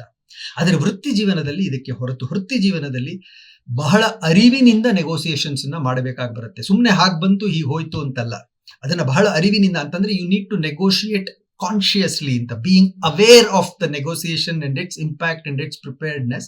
You got to go and sit for your negotiation ಅಂತ. ಅದು ಒಂದು ಬಹಳ ಮುಖ್ಯವಾದಂತಹ ಒಂದು ವ್ಯತ್ಯಾಸ ಆಗುತ್ತೆ. ನಿತ್ಯ ಜೀವನದಲ್ಲಿ ಯಾವುದೇ ಒಂದು ಚೌಕಾಸಿ ಆಗ್ಬೋದು, ಯಾವುದೋ ಒಂದು ಅದು ಅಲ್ಲಿಗಲ್ಲಿಗೆ ಮುಗಿಬೇಕು ಅನ್ನತಕ್ಕಂತಹ ಪ್ರವೃತ್ತಿ ನಮಗೆ ಇರೋದಿಲ್ಲ ಅಂತ. ಅರೆ ಈಗ ಮುಗಿದೇ ಇದ್ರೆ ನಾಳೆ ಆಗುತ್ತೆ, ನಾಳೆ ಸಮಯ ಇಲ್ದಿದ್ರೆ ಮುಂದಿನ ವಾರ ಮಾತನಾಡೋಣ, ಅರೆ ಈ ಗಾಡಿನ ಕೊಡದೇ ಇದ್ರೆ ಇನ್ನೊಂದು ಗಾಡಿಗೆ ಹೋಗ್ತೀನಿ. ಯಾವುದನ್ನು ಕೂಡ ಕ್ಲೋಸ್ ಮಾಡಬೇಕು, ಕ್ಲೋಜರ್ ಅಂತ ಕರಿತೀವಿ ನಾವು. ಆ ಕ್ಲೋಜರ್ ಅನ್ನತಕ್ಕಂತಹ ಆ ಒಂದು ವಿಷಯಕ್ಕೆ ನಾವು ನಿತ್ಯ ಜೀವನದ ನೆಗೋಸಿಯೇಷನ್ಸ್ ಅಲ್ಲಿ ನಾವು ಅಷ್ಟೊಂದು ಗಮನ ಕೊಡೋದಿಲ್ಲ. ಆದರೆ ವೃತ್ತಿ ಜೀವನದಲ್ಲಿ ಪ್ರತಿಯೊಂದು ಹಂತದಲ್ಲಿಯೂ ಕೂಡ ಒಂದು ಕ್ಲೋಜರ್ ಇರಬೇಕು. ಯಾವುದೋ ಒಂದನ್ನ ಮಾತನಾಡ್ತಿದ್ದೀವಿ, ಒಂದು ಒಪ್ಪಂದಕ್ಕೆ ಬಂದಿದ್ದೀವಿ, ಫುಲ್ ಸ್ಟಾಪ್, ಇನ್ನು ಇದರ ಬಗ್ಗೆ ಮತ್ತೆ ಮಾತು ಬೇಡ, ಬೇಕಾಗಬಹುದು ಆದ್ರೆ ಈ ಹೊತ್ತಿಗೆ ಬೇಡ, ಇನ್ನೊಂದು ಪಾಯಿಂಟ್ಗೆ ಹೋಗೋಣ, ಈ ರೀತಿಯಾದಂತಹ ಒಂದು ಮನೋಭಾವ ಅಂತ. ಅದೇ ರೀತಿ ಸಂಬಂಧ ಹಾಳಾದ್ರೂ ಕೂಡ ಕೆಲವೊಮ್ಮೆ ಓಕೆ ಅಂತ. ತಂದೆ ಮಗ ಕೇಳಿದ ಮೋಟಾರ್ ಬೈಕ್ ನ ತಂದೆ ಕೊಡಿಸದೇ ಹೋಯ್ತು ಅಂದ್ರೆ ಒಂದಷ್ಟು ತಿಂಗಳ ಕಾಲ ಇಬ್ಬರ ನಡುವೆ ಒಂದು ಮೌನದ ಯುದ್ಧ ನಡೀತಾ ಇರುತ್ತೆ ಅಂತ. ಇರ್ಲಿ, ಅದರ ಬಗ್ಗೆ ಯಾರಿಗೂ ಯೋಚನೆ ಇಲ್ಲ. ಆದ್ರೆ ವೃತ್ತಿ ಜೀವನದಲ್ಲಿ ಆಗಲ್ಲ. ಸಂಬಂಧವನ್ನ ಒಂದಿಂಚು ಕೂಡ ಒಂದಷ್ಟು ಕೂಡ ಕೆಡಿಸಿಕೊಳ್ಳದೆ, ಇದೇ ಬಹಳ ಮುಖ್ಯವಾದಂತಹ, ಸಂಬಂಧವನ್ನ ಕೆಡಿಸಿಕೊಳ್ಳದೆ ನೆಗೋಸಿಯೇಷನ್ಸ್ ನಡೆಸತಕ್ಕದ್ದು, ಅದೇ ಬಹಳ ಮುಖ್ಯ ವೃತ್ತಿ ಜೀವನದಲ್ಲಿ ಅಂತ. ನಮ್ಮ ನಿತ್ಯ ಜೀವನದ ಈ ಒಂದು ವ್ಯವಹಾರದ ಮಾತುಕತೆ ಅಂತ ಕರಿಬಹುದು. ಈ ವ್ಯವಹಾರದ ಮಾತುಕತೆಯ ಧಾಟಿಯಲ್ಲಿ ನಮಗೆ ಬಹಳ ಮುಖ್ಯವಾದದ್ದು ಒಂದಷ್ಟು ಕಾಮನ್ ಸೆನ್ಸ್ ಅಷ್ಟೇ ಅಲ್ವಾ. 53ಕ್ಕೆ ಕೊಟ್ಟ ನಗ್ತಾ ಇದ್ದ, ಹಾಗಾಗಿ ನಾಳೆ 2 ರೂಪಾಯಿಗೆ ಕೇಳ್ತೀನಿ ಅನ್ನೋದು ಒಂದು ಕಾಮನ್ ಸೆನ್ಸ್ ಅಂತ, ಒಂದು ಸಾಮಾನ್ಯ ಜ್ಞಾನ ಅಂತ, ಅಷ್ಟಿದ್ರೆ ಸಾಕು ಅಂತ. ಆದರೆ ವೃತ್ತಿ ಜೀವನದ ಆ ಒಂದು ನೆಗೋಸಿಯೇಷನ್ಸ್ ನಡೆಯುವಾಗ ಕಾಮನ್ ಸೆನ್ಸ್ ಇದ್ರೆ ಆಗಲ್ಲ, ಅಲ್ಲಿ ಬಿಸ್ನೆಸ್ ಸೆನ್ಸ್ ಬೇಕು ಅಂತ, ವ್ಯವಹಾರ ಜ್ಞಾನ ಇರಬೇಕು ಅಂತ. ಬಹಳ ಕೇವಲ ಸಾಮಾನ್ಯ ಜ್ಞಾನ ಇದ್ದರೆ ಸಾಲದು, ಅದರಲ್ಲಿ ಬೇಕಾದಂತಹ ಒಂದು ವ್ಯವಹಾರ ಜ್ಞಾನ ಇರಬೇಕು ಅಂತ. ನಮ್ಮ ನಿತ್ಯ ಜೀವನದ ಮಾತುಕತೆಗಳಲ್ಲಿ, ವ್ಯವಹಾರದ ಮಾತುಕತೆಗಳಲ್ಲಿ ಬಹಳ ಅಲ್ಪಾವಧಿಯಾದಂತಹ ಒಂದು ಕಾರ್ಯನಿರ್ವಹಣೆ ಅಂತ. ಈ ಹೊತ್ತಿನಲ್ಲಿ ಮಾತನಾಡ್ತೀವಿ, ಅಲ್ಲಿಗೆ ಮುಗೀತು ಅಂತ. ಆದರೆ ವೃತ್ತಿ ಜೀವನದಲ್ಲಿ ನಡೆಯತಕ್ಕಂತಹ ನೆಗೋಸಿಯೇಷನ್ಸ್ ದೀರ್ಘಾವಧಿಯ ಕಾಲದ್ದು ಅಂತ. ನಾನು ಆಗ್ಲೇ ಹೇಳಿದೆ, ಕೆಲವೊಮ್ಮೆ ನಮ್ಮ ಕಾಂಟ್ರಾಕ್ಟ್ಗಳು ನನಗೆ ಗೊತ್ತಿರುವಂಗೆ 40-46 ದಿನ, ನಾನು ಅತಿ ಹೆಚ್ಚು ಒಂದು ಕಾಂಟ್ರಾಕ್ಟ್ ನ ಟಾಟಾ ಅವರ ಜೊತೆ ಮಾಡುವಾಗ ಒಂದು ಕಾಂಟ್ರಾಕ್ಟ್ಗೆ 44-45 44-45 ವರ್ಕಿಂಗ್ ಡೇಸ್ ನಾವು ಅದಕ್ಕೋಸ್ಕರ ವ್ಯಯ ಮಾಡಿ ಬೆಳಿಗ್ಗೆಯಿಂದ ಸಂಜೆವರೆಗೂ ಕೂತ್ಕೊಂಡು ಕಾಂಟ್ರಾಕ್ಟ್ ಅನ್ನ ಮುಗಿಸಿದ್ವಿ ಅಂತ. ಅಂದ್ರೆ ಬಹಳ ದೀರ್ಘಾವಧಿಯ ಕಾಲ ನಡೆಯುತ್ತೆ. ಹಾಗಾಗಿ ಅದಕ್ಕೆ ಬೇಕಾದಂತಹ ಒಂದು ಮನಸ್ಥಿತಿ, ಮನೋಬಲ ಎಲ್ಲವೂ ಕೂಡ ಬಹಳ ಹೊರತಾದದ್ದು ಅಂತ. ಈ ಒಂದಷ್ಟು ವ್ಯತ್ಯಾಸಗಳನ್ನ ನಾವು ಮನಸ್ಸಿನಲ್ಲಿ ಇಟ್ಟುಕೊಂಡಾಗ ಈ ಎರಡೂ ಪ್ರಕ್ರಿಯೆಗಳು ನಮ್ಮ ನಿತ್ಯ ಜೀವನದಲ್ಲೂ ನಡೀತಾ ಇದೆ, ನಮ್ಮ ವೃತ್ತಿ ಜೀವನದಲ್ಲೂ ನಡೀತಾ ಇದೆ. ಆದ್ರೆ ಇವೆರಡರ ನಡುವೆ ಇರತಕ್ಕಂತಹ ಒಂದಷ್ಟು ವ್ಯತ್ಯಾಸಗಳನ್ನ ಗಮನಿಸಿಕೊಂಡು ಈಗ ನಮ್ಮ ನಿತ್ಯ ಜೀವನದ ವ್ಯವಹಾರದ ಮಾತುಕತೆಗಳನ್ನ ಅಲ್ಲಿಯೇ ಬಿಟ್ಟು ಇನ್ನು ಮುಂದಕ್ಕೆ ಉಪನ್ಯಾಸದ ಮುಂದಿನ ಭಾಗದಲ್ಲಿ ನಾವು ವೃತ್ತಿ ಜೀವನದಲ್ಲಿ ಹೇಗೆ ನೆಗೋಸಿಯೇಷನ್ಸ್ ನಡೀಬೇಕು ಅನ್ನತಕ್ಕಂತಹ ಒಂದು ವಿಚಾರವನ್ನ ಮುಂದುವರಿಸಿಕೊಳ್ತಾ ಸಾಗೋಣ ಅಂತ. ವೃತ್ತಿ ಜೀವನದ ಒಂದು ಹಾದಿಯಲ್ಲಿ ನಮಗೆ ನೆಗೋಸಿಯೇಷನ್ಸ್ ಎಲ್ಲೆಲ್ಲಾಗತ್ತೆ ನೋಡಿ. ಅದಕ್ಕೆ ಒಂದು 6 ತೆರನಾದಂತಹ ನೆಗೋಸಿಯೇಷನ್ಸ್ಗಳು ಬೇರೆ ಬೇರೆ ಸ್ತರಗಳಲ್ಲಿ ಬೇರೆ ಬೇರೆ ಹಂತಗಳಲ್ಲಿ ನಡೆಯುತ್ತೆ ಅನ್ನೋದು ನನ್ನ ಒಂದು ಅನುಭವಕ್ಕೆ ಬಂದಿದೆ. ಅದನ್ನ ನೇರವಾಗಿ ತಮ್ಮೊಂದಿಗೆ ಹಂಚಿಕೊಳ್ತೀನಿ. ಮೊದಲ ಒಂದು ವಿಧ ಏನಪ್ಪಾ ನೆಗೋಸಿಯೇಷನ್ಸ್ ಅಲ್ಲಿ ಅಂತಂದ್ರೆ, ಮೊದಲ ಕೆಲಸಕ್ಕೆ ಇಂಟರ್ವ್ಯೂ. ನಾನು ಉದಾಹರಣೆಗಳಿಂದ ಹೇಳ್ತೀನಿ, ಹಾಗಾಗಿ ನಿಮಗೆ ತಕ್ಷಣಕ್ಕೆ ಅರ್ಥ ಆಗುತ್ತೆ. ಮೊದಲ ಕೆಲಸಕ್ಕೆ ಆಗತಕ್ಕಂತಹ ಒಂದು ಇಂಟರ್ವ್ಯೂ ಏನಿದೆ, ಇದು ನೆಗೋಸಿಯೇಷನ್ಸ್ ಒಂದು ವಿಧ ಅಂತ ನಾವು ಕರಿಬಹುದು ಅಂತ. ಇಲ್ಲಿ ನೆಗೋಸಿಯೇಷನ್ಸ್ ಬಹಳ ಕಡಿಮೆ. ಮೊದಲ ಕೆಲಸದ ಇಂಟರ್ವ್ಯೂ ಇದು ಗಮನದಲ್ಲಿಟ್ಕೊಳ್ಳಿ. ಆಗಿನ್ನೂ ಡಿಗ್ರಿ ಮುಗಿಸ್ಕೊಂಡು ಬಂದಿದ್ದಾನೆ, ಕೆಲಸಕ್ಕಾಗಿ ಇಂಟರ್ವ್ಯೂ ನಡೀತಾ ಇದೆ. ಆ ಒಂದು ಕೆಲಸದಲ್ಲಿ ನೆಗೋಸಿಯೇಷನ್ಸ್ ತುಂಬಾ ಕಡಿಮೆ ಇರುತ್ತೆ ಅಂತ. ಏನಿದ್ರು ಕೂಡ ಒಂದೇ ಏಕಮುಖವಾದಂತಹ ಒಂದು ನೆಗೋಸಿಯೇಷನ್ಸ್. ಕಂಪನಿನವ್ರು ಇಷ್ಟು ಕೊಡ್ತೀವಿ ಅಂತಾರೆ. ಯಾರೋ ಆಗಿನ್ನೂ ಕೆಲಸಕ್ಕೆ ಸೇರ್ತಾ ಇರೋರು, ಇಲ್ಲ ನನ್ಗೆ ಅಷ್ಟು ಕೊಡಿ, ಇಲ್ಲಾಂದ್ರೆ ನಾನು ಬರಲ್ಲ, ನನ್ಗೆ ಇದು ಬೇಕು ಅದು ಬೇಕು, ಆ ಮಾತುಗಳಾಗಲ್ಲ ಅಂತ. ಎಲ್ಲೋ ಒಂದೆರಡು ಕಡೆ ಪಾಪ ಏನೋ ಒಂದನ್ನು ಕೇಳಬಹುದು. ಅದನ್ನ ಆಗೋ ಹಾಗಿದ್ರೆ ಅವ್ರು ಎಸ್ ಅಂತಾರೆ, ಇಲ್ಲ ಅಂತಂದ್ರೆ ಆದ್ರೆ ತೆಗೆದುಕೊಳ್ಳಪ್ಪ, ಇಲ್ಲ ಅಂತಂದ್ರೆ ಆಗಲ್ಲ ಅನ್ನತಕ್ಕಂತಹ ಒಂದು ಹಂತಕ್ಕೆ ಬಂದಿರ್ತಾರೆ. ಹಾಗಾಗಿ ಆ ಒಂದು ನೆಗೋಸಿಯೇಷನ್ ಏನಿದೆ, ಇಟ್ಸ್ ಒನ್ ವೇ ನೆಗೋಸಿಯೇಷನ್ ಅಂತ, ಏಕಮುಖವಾದಂತಹ ನೆಗೋಸಿಯೇಷನ್ ಅಂತ. ಅದೇ ಒಬ್ಬ ವ್ಯಕ್ತಿ ಕಂಪನಿಗೆ ಸೇರಿ ಒಂದು 6-7 ವರ್ಷಗಳಾದ ಮೇಲೆ ಮತ್ತೊಂದು ಕಂಪನಿಗೆ ಇಂಟರ್ವ್ಯೂಗೆ ಹೋಗ್ತಾನಲ್ಲ, ಆಗ ನೆಗೋಸಿಯೇಷನ್ಸ್ ನಿಜವಾಗ್ಲೂ ನಡೆಯುತ್ತೆ ಅಂತ. ಆಗ ಇವನ್ ಕೇಳೋದು, ಅವ್ನು ಕೊಡೋದು, ಅವ್ರು ಕೊಡದೇ ಇರೋದನ್ನ ಇವನ್ ಬೇಡ ಅನ್ನೋದು, ಅವ್ನು ಕೊಟ್ಟಿದ್ದನ್ನ ಬೇಡ ಅನ್ನೋದು, ಇವ್ರಿಗೆ ಬೇಕು ಅನ್ನೋದನ್ನ ಅವ್ರು ಕೊಡದೇ ಇರೋದು, ಎಲ್ಲೋ ಒಂದ್ ಕಡೆ ಜಗ್ಗಿ ಇಬ್ರು ಕೂಡ ಒಂದು ಹಂತಕ್ಕೆ ಒಪ್ಪಂದಕ್ಕೆ ಬರ್ತಾರೆ. ಹಾಗಾಗಿ ಇದು ಬೋತ್ ವೇಸ್ ಅಂತಂದ್ರೆ ಪರಸ್ಪರವಾಗಿ ನಡೆಯತಕ್ಕಂತಹ ಒಂದು ಬಿಸ್ನೆಸ್ ನೆಗೋಸಿಯೇಷನ್ ಅಂತ. ಇನ್ನು ಮುಂದಿನ 4 ವಿಧಗಳೇನಪ್ಪಾ ಅಂದ್ರೆ, ಅದರಲ್ಲಿ 2 ವಿಧಗಳು ಕಂಪನಿಯ ಒಳಗೆ ಆಂತರ್ಯದಲ್ಲಿ ನಡೆಯತಕ್ಕಂತಹ ಒಂದಷ್ಟು ನೆಗೋಸಿಯೇಷನ್ಸ್ ಅಂತ. ಈಗ ಅದರಲ್ಲಿ ಮೊದಲನೇದನ್ನ ತೆಗೆದುಕೊಳ್ಬೇಕು ಅಂದ್ರೆ ಪರ್ಸನಲ್ ವಿಷಯಗಳು. ಒಬ್ಬ ನೌಕರ ಕೆಲಸ ಮಾಡಿದ್ದಾನೆ ಒಂದು 8-10 ವರ್ಷ. ವರ್ಷದ ತುದಿಯಲ್ಲಿ ಅವನ ಅಸೆಸ್ಮೆಂಟ್ ಆಗಿದೆ. ಪ್ರಮೋಷನ್ನಿನ ಬಗ್ಗೆ ತನ್ನ ಹಿರಿಯ ಅಧಿಕಾರಿಗಳ ಜೊತೆಗೋ ಅಥವಾ ಪರ್ಸನಲ್ ಹ್ಯೂಮನ್ ರಿಸೋರ್ಸ್ ಡಿಪಾರ್ಟ್ಮೆಂಟ್ ನಲ್ಲೋ ಕೂತ್ಕೊಂಡು ಮಾತುಕತೆ ಆಡ್ತಾ ಇದ್ದಾನೆ ಅಂತ. ಈ ರೀತಿಯಾದಂತಹ ಆಂತರ್ಯದ ನೆಗೋಸಿಯೇಷನ್ಸ್ಗಳಲ್ಲಿ ಒಂದು ಸೌಹಾರ್ದವಾದಂತಹ ಒಂದು ಭಾವ ಇರುತ್ತೆ. ತಾನು ಏನು ಮಾಡಿದ್ದೇನೆ, ಅದಕ್ಕಾಗಿ ನೀವು ಯಾಕೆ ನನಗೆ ಹೆಚ್ಚಿನ ಒಂದು ಕರ್ತವ್ಯವನ್ನ, ಹೆಚ್ಚಿನ ಒಂದು ಪಾತ್ರವನ್ನ ಅಥವಾ ಹೆಚ್ಚಿನ ಒಂದು ವೇತನವನ್ನ ಕೊಡಬಾರದು ಅನ್ನತಕ್ಕಂತಹ ವಿಷಯವನ್ನ ಇವನು ಮಂಡಿಸ್ತಾನೆ. ಅವರು ಹೇಗೆ ಅದನ್ನ ಕೊಡ್ಲಿಕ್ಕೆ ಸಾಧ್ಯ ಇಲ್ಲ ಅನ್ನತಕ್ಕಂತಹ ವಿಚಾರವಾಗಿ ಅವರು ಮಾತನಾಡ್ತಾ ಇರ್ತಾರೆ. ಒಟ್ಟಿನಲ್ಲಿ ಇದು ಒಂದು ರೀತಿಯಲ್ಲಿ ಪರಸ್ಪರ ಸೌಹಾರ್ದವಾದಂತಹ ವಾತಾವರಣದಲ್ಲಿ ನಡೆಯತಕ್ಕಂತಹ ಒಂದು ಸರಳವಾದಂತಹ ನೆಗೋಸಿಯೇಷನ್ಸ್ ವಿಧಾನ. ಇನ್ನು ಆಂತರ್ಯದಲ್ಲೇ ಇನ್ನೊಂದಷ್ಟು ನೆಗೋಸಿಯೇಷನ್ಸ್ ಇದೆ. ಅದು ಸೀನಿಯರ್ ಮ್ಯಾನೇಜ್ಮೆಂಟ್, ದೊಡ್ಡ ಫ್ಯಾಕ್ಟರಿಗಳಲ್ಲಿ ನಡೆಯತಕ್ಕಂತಹ ನೆಗೋಸಿಯೇಷನ್ಸ್. ನೌಕರರ ಹಾಗೂ ಹಿರಿಯ ಅಧಿಕಾರಿಗಳ, ಸೀನಿಯರ್ ಮ್ಯಾನೇಜ್ಮೆಂಟ್ ಹಾಗೂ ಎಂಪ್ಲಾಯೀಸ್ ನಡುವೆ ನಡೆಯತಕ್ಕಂತಹ ಒಂದಷ್ಟು ನೆಗೋಸಿಯೇಷನ್ಸ್ ಅಂತ. ಇದು ಸೌಹಾರ್ದತೆಗಿಂತ ಬಹಳ ಮುಖ್ಯವಾಗಿ ಇಲ್ಲಿ ಫಲಿತಾಂಶವೇ ಮುಖ್ಯ ಆಗುತ್ತೆ ಅಂತ. ಕೆಲವೊಮ್ಮೆ ಇದು ಒಂದು ರೀತಿಯ ತಿರಸ್ಕಾರಕ್ಕೆ, ಬಹಿಷ್ಕಾರಕ್ಕೆ ಕೂಡ ಕಾರಣವಾಗಬಹುದು ಅಂತ. ಅಲ್ಲಿಯ ಮಟ್ಟಿಗೂ ಕೂಡ ಇದರ ವಿಸ್ತಾರ ಇದೆ ಅಂತ ತಮ್ಮೆಲ್ಲರಿಗೂ ಗೊತ್ತಿರುತ್ತೆ. ಹೇಗೆ ಯೂನಿಯನ್ಗಳ ಜೊತೆ ನಡೆಯತಕ್ಕಂತಹ ನೆಗೋಸಿಯೇಷನ್ಸ್ ದಿನಗಟ್ಟಲೆ ವಾರಗಟ್ಟಲೆ ನಡೆಯುತ್ತೆ. ಹೇಗೆ ಒಂದು ಹಂತದಲ್ಲಿ ಯಾವುದೂ ಕೂಡ ಸರಿಯಾಗಿ ಬರೆದಿದ್ದಾಗ ನೌಕರರು ಮುಷ್ಕರ ಹೂಡಬಹುದು, ನೌಕರರು ಜಟಾಪಟಿಗೆ ಇಳಿಬಹುದು ಅಂತ. ಇವೆಲ್ಲವೂ ಕೂಡ ಈ ರೀತಿಯಾದಂತಹ ಆಂತರಿಕವಾದಂತಹ ಒಂದು ನೆಗೋಸಿಯೇಷನ್ಸ್ ನಲ್ಲಿ ಬರುವುದರಿಂದ ಇದನ್ನ ನಾವು ಪ್ರಾಯಶಃ ಪರಸ್ಪರ ಆದರೆ ಅತ್ಯಂತ ಕಠಿಣವಾದಂತಹ ನೆಗೋಸಿಯೇಷನ್ ಅಂತ ಕರೆದು ಅದಕ್ಕೆ ಒಂದು ಹಣೆಪಟ್ಟಿಯನ್ನು ಕೊಡಬಹುದು ಅಂತ. ಇನ್ನೊಂದೆರಡು ನೆಗೋಸಿಯೇಷನ್ಸ್, ಕಡೆಯ 2 ನೆಗೋಸಿಯೇಷನ್ಸ್ ಕಂಪನಿಯ ಹೊರಗಡೆ ನಡೀತಾ ಇರುತ್ತೆ ಅಂತ. ಕಂಪನಿಗೂ ಹಾಗೂ ಹೊರ ಜಗತ್ತಿನ ನಡುವೆ ನಡೆಯತಕ್ಕಂತಹ ಒಂದಷ್ಟು ನೆಗೋಸಿಯೇಷನ್ಸ್. ಇದರಲ್ಲಿ ಮೊದಲನೆಯ ವಿಧ ನಾನು ಕಂಡುಕೊಂಡಿರೋದು ಅಂತಂದ್ರೆ ಕಂಪನಿಗೂ ಹಾಗೂ ಅದರ ಪೂರೈಕೆದಾರರ ಜೊತೆ ನಡೆಯೋದು. ಪೂರೈಕೆದಾರರು ಅಂದ್ರೆ ಸಪ್ಲೈಯರ್ಸ್ ಅಂತ. ಕಂಪನಿಗೂ ಹಾಗೂ ಸಪ್ಲೈಯರ್ಸ್ ನಡೆಯತಕ್ಕಂತಹ ನೆಗೋಸಿಯೇಷನ್ಸ್ ಇದೇನಿದೆ ಅದು ಕಂಪನಿಯ ಬಲದ ಮೇಲೆ ನಡೆಯುತ್ತೆ ಅಂತ, ಸಪ್ಲೈಯರ್ಸ್ ನ ಬಲಹೀನತೆಯ ಮೇಲೆ ನಡೆಯುತ್ತೆ ಅಂತ. ಹಾಗಾಗಿ ಇಲ್ಲಿ ಪರಸ್ಪರವಾದರೂ ಕೂಡ ಒಂದಷ್ಟು ಸರಳವಾದಂತಹ ನೆಗೋಸಿಯೇಷನ್ಸ್ ಅಲ್ಲಿ ಮುಗಿದೋಗುತ್ತಿದ್ದು ಅಂತ. ಆದ್ರೆ ಎರಡನೆಯದು, ನನ್ನ ಇಡೀ 35 ವರ್ಷಗಳ ನನ್ನ ವೃತ್ತಿ ಜೀವನದಲ್ಲಿ ನಾನು ಅನುಭವಿಸಿದಂತಹದ್ದು ಕಡೆಯದು. ಅದು ಕಂಪನಿಗೆ ಕಸ್ಟಮರ್ಸ್ ಜೊತೆ, ಗ್ರಾಹಕರ ಜೊತೆ ನಡೆಯತಕ್ಕಂತಹ ಒಂದು ನೆಗೋಸಿಯೇಷನ್ಸ್ ಅಂತ. ಅದು ಸೇಲ್ಸಿನ ಬೆಲೆಯ ಬಗ್ಗೆ ಇರಬಹುದು, ಅಥವಾ ಮುಂದೆ ನಡೆಯತಕ್ಕಂತಹ ಕಾಂಟ್ರಾಕ್ಟಿನ ಟರ್ಮ್ಸ್ಗಳ ಬಗ್ಗೆ ಇರಬಹುದು. ಯಾವುದೇ ಒಂದು ವಿಷಯವಾಗಿದ್ದರೂ ಕೂಡ ಕಸ್ಟಮರ್ಸ್ ಜೊತೆ, ಅಂದರೆ ಹೊರ ಜಗತ್ತಿನಲ್ಲಿ ಕಸ್ಟಮರ್ಸ್ ಜೊತೆ ನಡೆಯತಕ್ಕಂತಹ ಆ ಒಂದಷ್ಟು ನೆಗೋಸಿಯೇಷನ್ಸ್ ಏನಿದೆ, ಇದು ಕಂಪನಿಯ ಬಲದ ಮೇಲೆ ಅಲ್ಲ, ಅವರ ಬಲದ ಮೇಲೆ ನಡೆಯತಕ್ಕಂತಹ ಮಾತುಕತೆ ಆಗಿರುತ್ತೆ ಅಂತ. ಇದು ಪರಸ್ಪರ ಬಾಹ್ಯ ಹಾಗೂ ಕಠಿಣ ಅಂತ. ಒಟ್ಟಿನಲ್ಲಿ ನಾವು 6 ತೆರನಾದಂತಹ ನೆಗೋಸಿಯೇಷನ್ಸ್ ಅನ್ನ ಕಂಪನಿಯ ಸ್ತರದಲ್ಲಿ ನೋಡಬಹುದು. ಏಕಮುಖವಾದದ್ದು, ಪರಸ್ಪರವಾದದ್ದು, ಪರಸ್ಪರ ಸರಳವಾದದ್ದು ಆಂತರ್ಯ, ಪರಸ್ಪರ ಕಠಿಣವಾದದ್ದು ಆಂತರ್ಯ. ಇನ್ನು ಕಂಪನಿಯ ಹೊರಗಡೆಯಲ್ಲಿ ಪರಸ್ಪರ ಸರಳವಾದದ್ದು ಬಾಹ್ಯ, ಪರಸ್ಪರ ಕಠಿಣವಾದದ್ದು ಬಾಹ್ಯ. ಈ 6 ತೆರನಾದಂತಹ ನೆಗೋಸಿಯೇಷನ್ಸ್ ನಡೆಯುತ್ತೆ. ಇನ್ನು ನಡೆಯತಕ್ಕಂತಹ ಬೇರೆ ಇನ್ನೆಲ್ಲ ಯಾವುದಾದ್ರೂ ನೆಗೋಸಿಯೇಷನ್ ಇದ್ರೂ ಕೂಡ ಕಂಪನಿಯ ಸ್ತರದಲ್ಲಿ ಈ 6ರಲ್ಲೇ ಯಾವುದೋ ಒಂದರ ಒಂದು ರೂಪಾಂತರ ಅಥವಾ ಒಂದರ ಒಂದು ಬದಲಾದಂತಹ ಒಂದು ಅವತರಣಿಕೆ ಅಂತ ನಾವು ಹೇಳ್ಬೋದು ಅಂತ. ಇಷ್ಟು ಪೂರ್ವಭಾವಿಯಾಗಿ ಒಂದು ಹಿನ್ನೆಲೆಯನ್ನ ಇಟ್ಟುಕೊಂಡು ಈಗ ಎಫೆಕ್ಟಿವ್ ನೆಗೋಸಿಯೇಷನ್ಸ್ಗೆ 7 ಸೂತ್ರಗಳು ಅಂತ.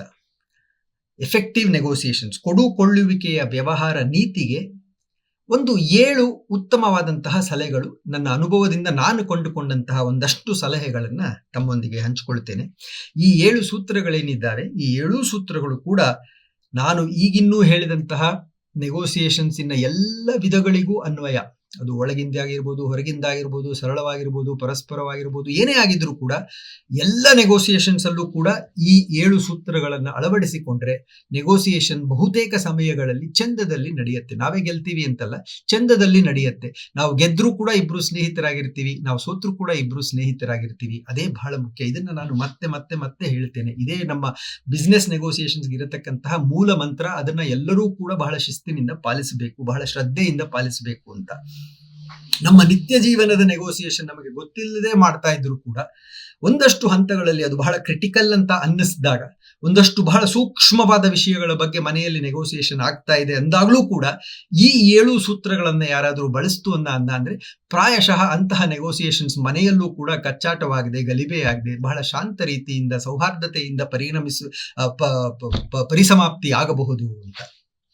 ಮೊದಲನೆಯ ನೆಗೋಸಿಯೇಷನ್ಸ್ ಚಂದದಲ್ಲಿ ನಡೆಸಬೇಕಾದ್ರೆ ಬೇಕಾದಂತಹ ಮೊದಲನೆಯ ಅಂಶ ಏನು, ನಾನು ಕಂಡುಕೊಂಡ ಸತ್ಯ ಅಂತಂದ್ರೆ, ಮೊದಲನೆಯದಾಗಿ ಬೇಕಾಗಿರೋದು, ಇದು ಇಲ್ಲಿಂದ ನಾನು ಬರೀ ಕಂಪನಿಯ ಸ್ತರದ ವಿಷಯವಾಗಿಯೇ ಮಾತನಾಡ್ತೀನಿ, though it is applicable to our normal day to day life ಅಂತ. ಮೊದಲನೆಯ ಅಂಶ ಅಂತಂದ್ರೆ ಪೂರ್ವ ಸಿದ್ಧತೆ ಅಂತ, ಹೋಮ್ ವರ್ಕ್ ಅಂತ ಕರಿತೀವಿ ನಾವು. ಪೂರ್ವ ಸಿದ್ಧತೆ ಇಲ್ಲದೆ ಬಿಸ್ನೆಸ್ ನೆಗೋಸಿಯೇಷನ್ಸ್ ಯಾವುದೇ ಆಗಿರಬಹುದು, ಅಲ್ಲಿಗೆ ನಾವು ನೆಗೋಷಿಯೇಷನ್ ಮಾಡೋದಕ್ಕೆ ಹೋಗಲೇಬಾರದು. ಸಂಪೂರ್ಣವಾದಂತಹ ಪೂರ್ವ ಸಿದ್ಧತೆ ನಮಗಿರಬೇಕು. ಪಂದ್ಯವಾಡುವ ಮುನ್ನ ಪೂರ್ವ ಯೋಜನೆಯೊಂದ ಮುಂದಿಟ್ಟು ಅದರಂತೆ ಅಭ್ಯಾಸ ನಡೆಸಿ. ಪಂದ್ಯವಾಡುವ ಮುನ್ನ ಪೂರ್ವ ಯೋಜನೆಯೊಂದ ಮುಂದಿಟ್ಟು ಅದರಂತೆ ಅಭ್ಯಾಸ ನಡೆಸಿ.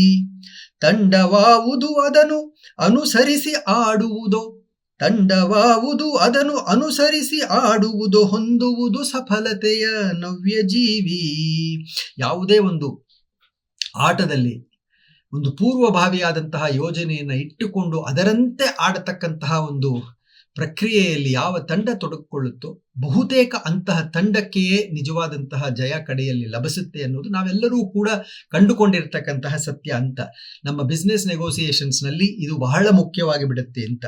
ಬಿಸ್ನೆಸ್ ನೆಗೋಸಿಯೇಷನ್ ಅನ್ನೋದು ಫುಟ್ಬಾಲ್ ಆಟದ ತರ ಅಲ್ಲ ಅಂತ. ಫುಟ್ಬಾಲ್ ಆಟದಲ್ಲಿ ಬಾಲ್ ಚೆಂಡು ನನ್ನ ಹತ್ರ ಬಂತು, ಅದೆಷ್ಟೇ ಪೂರ್ವ ಯೋಜನೆಯನ್ನು ನಾವು ಇಟ್ಟುಕೊಂಡು ಫುಟ್ಬಾಲ್ ಆಡ್ತಾ ಇದ್ರು ಕೂಡ ಚೆಂಡು ಬಂದಾಗ ತಕ್ಷಣ ಯಾರಿಗೆ ಕೊಡಬೇಕು, ಇಂಥವರಿಗೆ ಅಂತ ಇದ್ರೂ ಕೂಡ ಅಂತಹವರು ಫ್ರೀ ಇಲ್ಲ ಅಂತಂದ್ರೆ ಇನ್ನೊಬ್ಬರಿಗೆ ಕೊಟ್ಟು ಮುಂದೆ ಹೋಗತಕ್ಕಂತಹ ಒಂದು ಪ್ರಕ್ರಿಯೆ. ಹಾಗಾಗಿ ಫುಟ್ಬಾಲ್ ಅನ್ನೋದು ಪ್ರಾಯಶಃ ನಮ್ಮ ನಿತ್ಯ ಜೀವನದ ನೆಗೋಸಿಯೇಷನ್ಸ್ಗೆ ಒಳ್ಳೆಯ ಉದಾಹರಣೆ ಆಯಿತು ಅಂದ್ರೆ ಬಿಸ್ನೆಸ್ ನೆಗೋಸಿಯೇಷನ್ಗೆ ಒಂದು ಒಳ್ಳೆಯ ಉದಾಹರಣೆ ಅಂದ್ರೆ ಅದು ಚದುರಂಗದಾಟದ ಹಾಗೆ ಇರಬೇಕು. It should be like chess ಅಂತ. ಯಾಕೆಂದ್ರೆ ಇವತ್ತು ನಾನು ಚೆಸ್ ಆಡ್ತಾ ಕೂತಿದ್ದೀನಿ, ಗೆಲ್ಲಬೇಕು ಅಂದ್ರೆ ನಾನು ಮಾಡತಕ್ಕಂತಹ ಮೊದಲ ಒಂದು ಹೆಜ್ಜೆ ಏನಿದೆ, ಮೂವ್ ಏನಿದೆ, ಅದು ನನ್ನ ಪ್ರತಿಸ್ಪರ್ಧಿಯ 15-20 ಮೂವನ್ನ ಮುಂದಿಟ್ಟುಕೊಂಡು ಆ 20ರ ಮೂವಿನ ನಂತರ ಹೀಗಾಗಬಹುದು ಅನ್ನೋದನ್ನ ತಳೆದು ನಾನು ಇದನ್ನ ಮುಂದೆ ಇಡಬೇಕಾಗಿ ಬರುತ್ತೆ. ಇಲ್ಲ ಅಂತಂದ್ರೆ ಗೆಲ್ಲಕ್ಕೆ ಸಾಧ್ಯ ಇಲ್ಲ ಅಂತ. ಇದು ನಮ್ಮೆಲ್ಲರಿಗೂ ಗೊತ್ತಿರುವ ವಿಷಯ. ಹಾಗಾಗಿ ಬಿಸ್ನೆಸ್ ನೆಗೋಸಿಯೇಷನ್ ಅನ್ನೋದು it's more like A chess ಅಂತ. ನೆಗೋಸಿಯೇಷನ್ಸ್ ಬಂದಾಗೋಯ್ತಪ್ಪ, ಏನೋ ಆಯ್ತು, ಕೂತ್ಬಿಟ್ಟಿದ್ದೀನಿ, ನೋಡೋಣ, ನೆಗೋಸಿಯೇಷನ್ ನಡೆಯುತ್ತೆ, ಹೇಗಿದ್ರು ಒಂದಷ್ಟು ದಿನಗಳ ಕಾಲ ನಡೆಯುತ್ತೆ. ಮಧ್ಯ ನನಗೆ ಬಂದ ಹಾಗೆ ನಾನೊಂದು ಯೋಜನೆಯನ್ನ ರೂಪಿಸ್ಕೊಳ್ತೀನಿ, it's a definite formula for failure ಅಂತ. ಯಾರು ಸಂಪೂರ್ಣವಾದಂತಹ ಒಂದು ಪೂರ್ವ ಸಿದ್ಧತೆಯನ್ನು ಮಾಡಿಕೊಳ್ಳದೆ ನೆಗೋಸಿಯೇಷನ್ಸ್ಗೆ ಬರ್ತಾರೋ ಅವರೆಲ್ಲರೂ ಕೂಡ ಸೋಲನ್ನು ಅನುಭವಿಸಿದ್ದಾರೆ. Even though the proposition that they bring to the table is so very beautiful, so very fruitful ಅಂತ ಫಾರ್ ದಿ ಅದರ್ಸ್. ಹಾಗಾಗಿ ಪೂರ್ವ ಸಿದ್ಧತೆ ಅನ್ನೋದು ಬಹಳ ಮುಖ್ಯ ಆಗತ್ತೆ ಅಂತ. ಇನ್ನು ಎರಡನೆಯ ಸೂತ್ರ ಬಹಳ ಮುಖ್ಯವಾದದ್ದು ಅಂತಂದ ಅಂದ್ರೆ, ನೆಗೋಸಿಯೇಷನ್ಸ್ ಹೋಗೋಕ್ ಮೊದಲು ಎಲ್ಲರ ಪಾತ್ರ ನಿರ್ಣಯ ಆಗಿರಬೇಕು. ನೆಗೋಸಿಯೇಷನ್ಸ್ ಅನ್ನೋದು ಬಹುತೇಕ ಸಮಯಗಳಲ್ಲಿ ಒಂದು ಟೀಮ್, ಎರಡೂ ಕಡೆಯ ಒಂದೊಂದು ಟೀಮ್ ಕೂತ್ಕೊಂಡು ನೆಗೋಷಿಯೇಟ್ ಮಾಡುತ್ತೆ ಬಿಸ್ನೆಸ್ ಸರ್ಕಲ್ಸ್ ಅಲ್ಲಿ ಅಂತ. ಒಬ್ಬೊಬ್ಬರೇ ಕೂತ್ಕೊಳ್ಳಲ್ಲ. ನಮ್ಮ ಪ್ರಮೋಷನ್ ಕೇಳಲಿಕ್ಕೆ ನಾವು ಪರ್ಸನಲ್ ಹೋದಾಗ ಪ್ರಾಬಬಲಿ ಒಬ್ಬೊಬ್ರು ಕೂತ್ಕೊಂಡು ಮಾತಾಡ್ತೀವಿ. ಅದು ಬಹಳ ಸರಳವಾದಂತಹ ಪರಸ್ಪರವಾದಂತಹದ್ದು. ಬಹಳ ದೊಡ್ಡ ಮಟ್ಟದಲ್ಲಿ ಒಂದು ಸೇಲ್ಸ್ ಕ್ಲೋಸರ್ ಆಗಬೇಕು ಅಥವಾ ಒಂದು ಕಾಂಟ್ರಾಕ್ಟಿನ ನೆಗೋಸಿಯೇಷನ್ಸ್ ಆಗಬೇಕು ಅಂದಾಗ ಎರಡೂ ಕಡೆ ಒಂದು ತಂಡಗಳು ಕೂತಿರುತ್ತೆ ಅಂತ. ಆ ತಂಡದಲ್ಲಿ ಯಾರ್ಯಾರು ಇರಬೇಕು?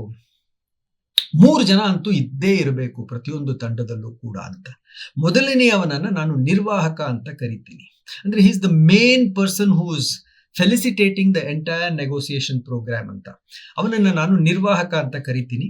ಇವನು ಹೆಚ್ಚು ಮಾತನಾಡಬೇಕು ಅಂತ, ಬಡ್ಡ ಬಡ್ಡ ಬಡ್ಡ ಬಡ್ಡ ಬಡ್ಡ ಅಂತ ಮಾತನಾಡ್ತಾ ಇರಬೇಕು ಅಂತ. ಅಂದ್ರೆ ಅರ್ಥವಿಲ್ಲದ ಮಾತಲ್ಲ ಬಿಸ್ನೆಸ್ ಸರ್ಕಲ್ ಅಲ್ಲಿ. ಆದ್ರೆ ಯಾವುದೇ ಒಂದು ವಿಷಯವನ್ನು ತೆಗೆದುಕೊಂಡು ಕೂಡ ಚಂದದಲ್ಲಿ ಮಾತನಾಡಬೇಕು, ಎಲ್ಲರೂ ಕೂಡ ಕೇಳಬೇಕು ಅಂತ ಅನ್ನಿಸ್ಬೇಕು, ಆ ರೀತಿ ಮಾತನಾಡಬೇಕು ಆತ ಅಂತ. ಅವನು he doesn't have to be objective, ವಸ್ತುನಿಷ್ಠವಾಗಿ ಇರೋದು ಬೇಕಾಗಿಲ್ಲ. He should be subjective. ಯಾಕೆಂದ್ರೆ ಅವನ ಪಾತ್ರವೇ ಅದು ಅಂತ. ಅವನು ನೆಗೋಸಿಯೇಷನ್ಸ್ ಮುಂದಿಟ್ಕೊಂಡು ಹೋಗ್ತಾ he will create certain avenues for better negotiations ಅಂತ. ಹಾಗಾಗಿ ಅವನು ವಿಷಯನಿಷ್ಠವಾಗಿ ಮಾತನಾಡಿದ್ರು ಪರವಾಗಿಲ್ಲ. And he is there to test the waters ಅಂತ. ಒಂದು ಉದಾಹರಣೆ ಕೊಡ್ತೀನಿ ನಿಮ್ಗೆ, ಅವಾಗ ಅರ್ಥ ಆಗುತ್ತೆ. ಈ ನಿರ್ವಾಹಕ ಅನ್ನೋನು ಆಗ್ತಾ ಇರುತ್ತೆ, ಮೊದಲೇ ಪೂರ್ವ ಸಿದ್ಧತೆ ಮಾಡ್ಕೊಂಡು ಬಂದಿರ್ತಾರೆ. ನಾವು 90 ರೂಪಾಯಿಗೆ ಈ ಕಾಂಟ್ರಾಕ್ಟ್ ನ ಕ್ಲೋಸ್ ಮಾಡಕ್ಕೆ ರೆಡಿ ಇದೀವಿ ಅಂತ ಮಾತನಾಡ್ತಾ ಇರುತ್ತೆ. ತಕ್ಷಣ ಅವನು ನಿರ್ವಾಹಕ ಅದರ ಬಗ್ಗೆ ಎಲ್ಲೋ ಒಂದ್ ಕಡೆ ಮಾತು ಬಂದಾಗ ಅಥವಾ ಇವನೇ ಆ ಮಾತನ್ನ ಬೆಳೆಸಿ ಅಲ್ಲಿಗೆ ಬಂದು 98 ರೂಪಾಯಿ ಕೊಟ್ರೆ ನಿಮ್ಗೆ ಓಕೆನಾ ಅಂತ ಕೇಳ್ತಾನೆ ಅಂತ. ಗೊತ್ತು ಅವನಿಗೆ 98 ತಾನು ಬಂದಿರೋದಕ್ಕಿಂತ ಜಾಸ್ತಿ ಅಂತ. ಆದ್ರೆ 98ರಲ್ಲಿ ಅವರ ಆ ಒಂದು ರಿಯಾಕ್ಷನ್ ಏನಿರುತ್ತೆ ಅದನ್ನು ಗಮನಿಸಬೇಕು. ಹಿ ಇಸ್ ಟೆಸ್ಟಿಂಗ್ ವಾಟರ್ಸ್ ಅಂತ. ಸೊ ನಿರ್ವಾಹಕ ಅನ್ನೋನು ಮೂಲತಃ he conducts the entire thing, speaks a lot, and then though it is very subjective, he is more or less testing the waters and laying foundation for future, the next step in negotiation to take a proper course ಅಂತ. ಎರಡನೆಯವನು ಪರಿವೀಕ್ಷಕ ಅಂತ ಕರಿತೀನಿ ಅಂತ. ಇವನಿಗೆ ಮಾತಿಲ್ಲ, he is a silent fellow. ತುಂಬಾ ಹಿರಿಯ ಅಧಿಕಾರಿಗಳೇ ಒಬ್ಬರು ಇರ್ತಾರೆ. ಸೇಲ್ಸ್ಗೆ ನೆಗೋಸಿಯೇಷನ್ ಆಯ್ತು ಅಂದ್ರೆ ಸೇಲ್ಸ್ ಗೊತ್ತಿಲ್ಲದೆ ಇರತಕ್ಕಂತಹ ಒಬ್ಬ ಬಂದಿರ್ತಾನೆ. ಹಾಗಾಗಿ ಆ ಒಂದು ಹೊತ್ತಿನಲ್ಲಿ ಯಾರು ಕೂಡ ಅವನ ಬಗ್ಗೆ ಮಾತಾಡಲ್ಲ. R&D ಚೀಫ್ ಇರ್ಬೋದು ಫಾರ್ ಎಕ್ಸಾಂಪಲ್, ಅಥವಾ ಫೈನಾನ್ಸ್ ಹೆಡ್ ಇರ್ಬೋದು ಅಂತ.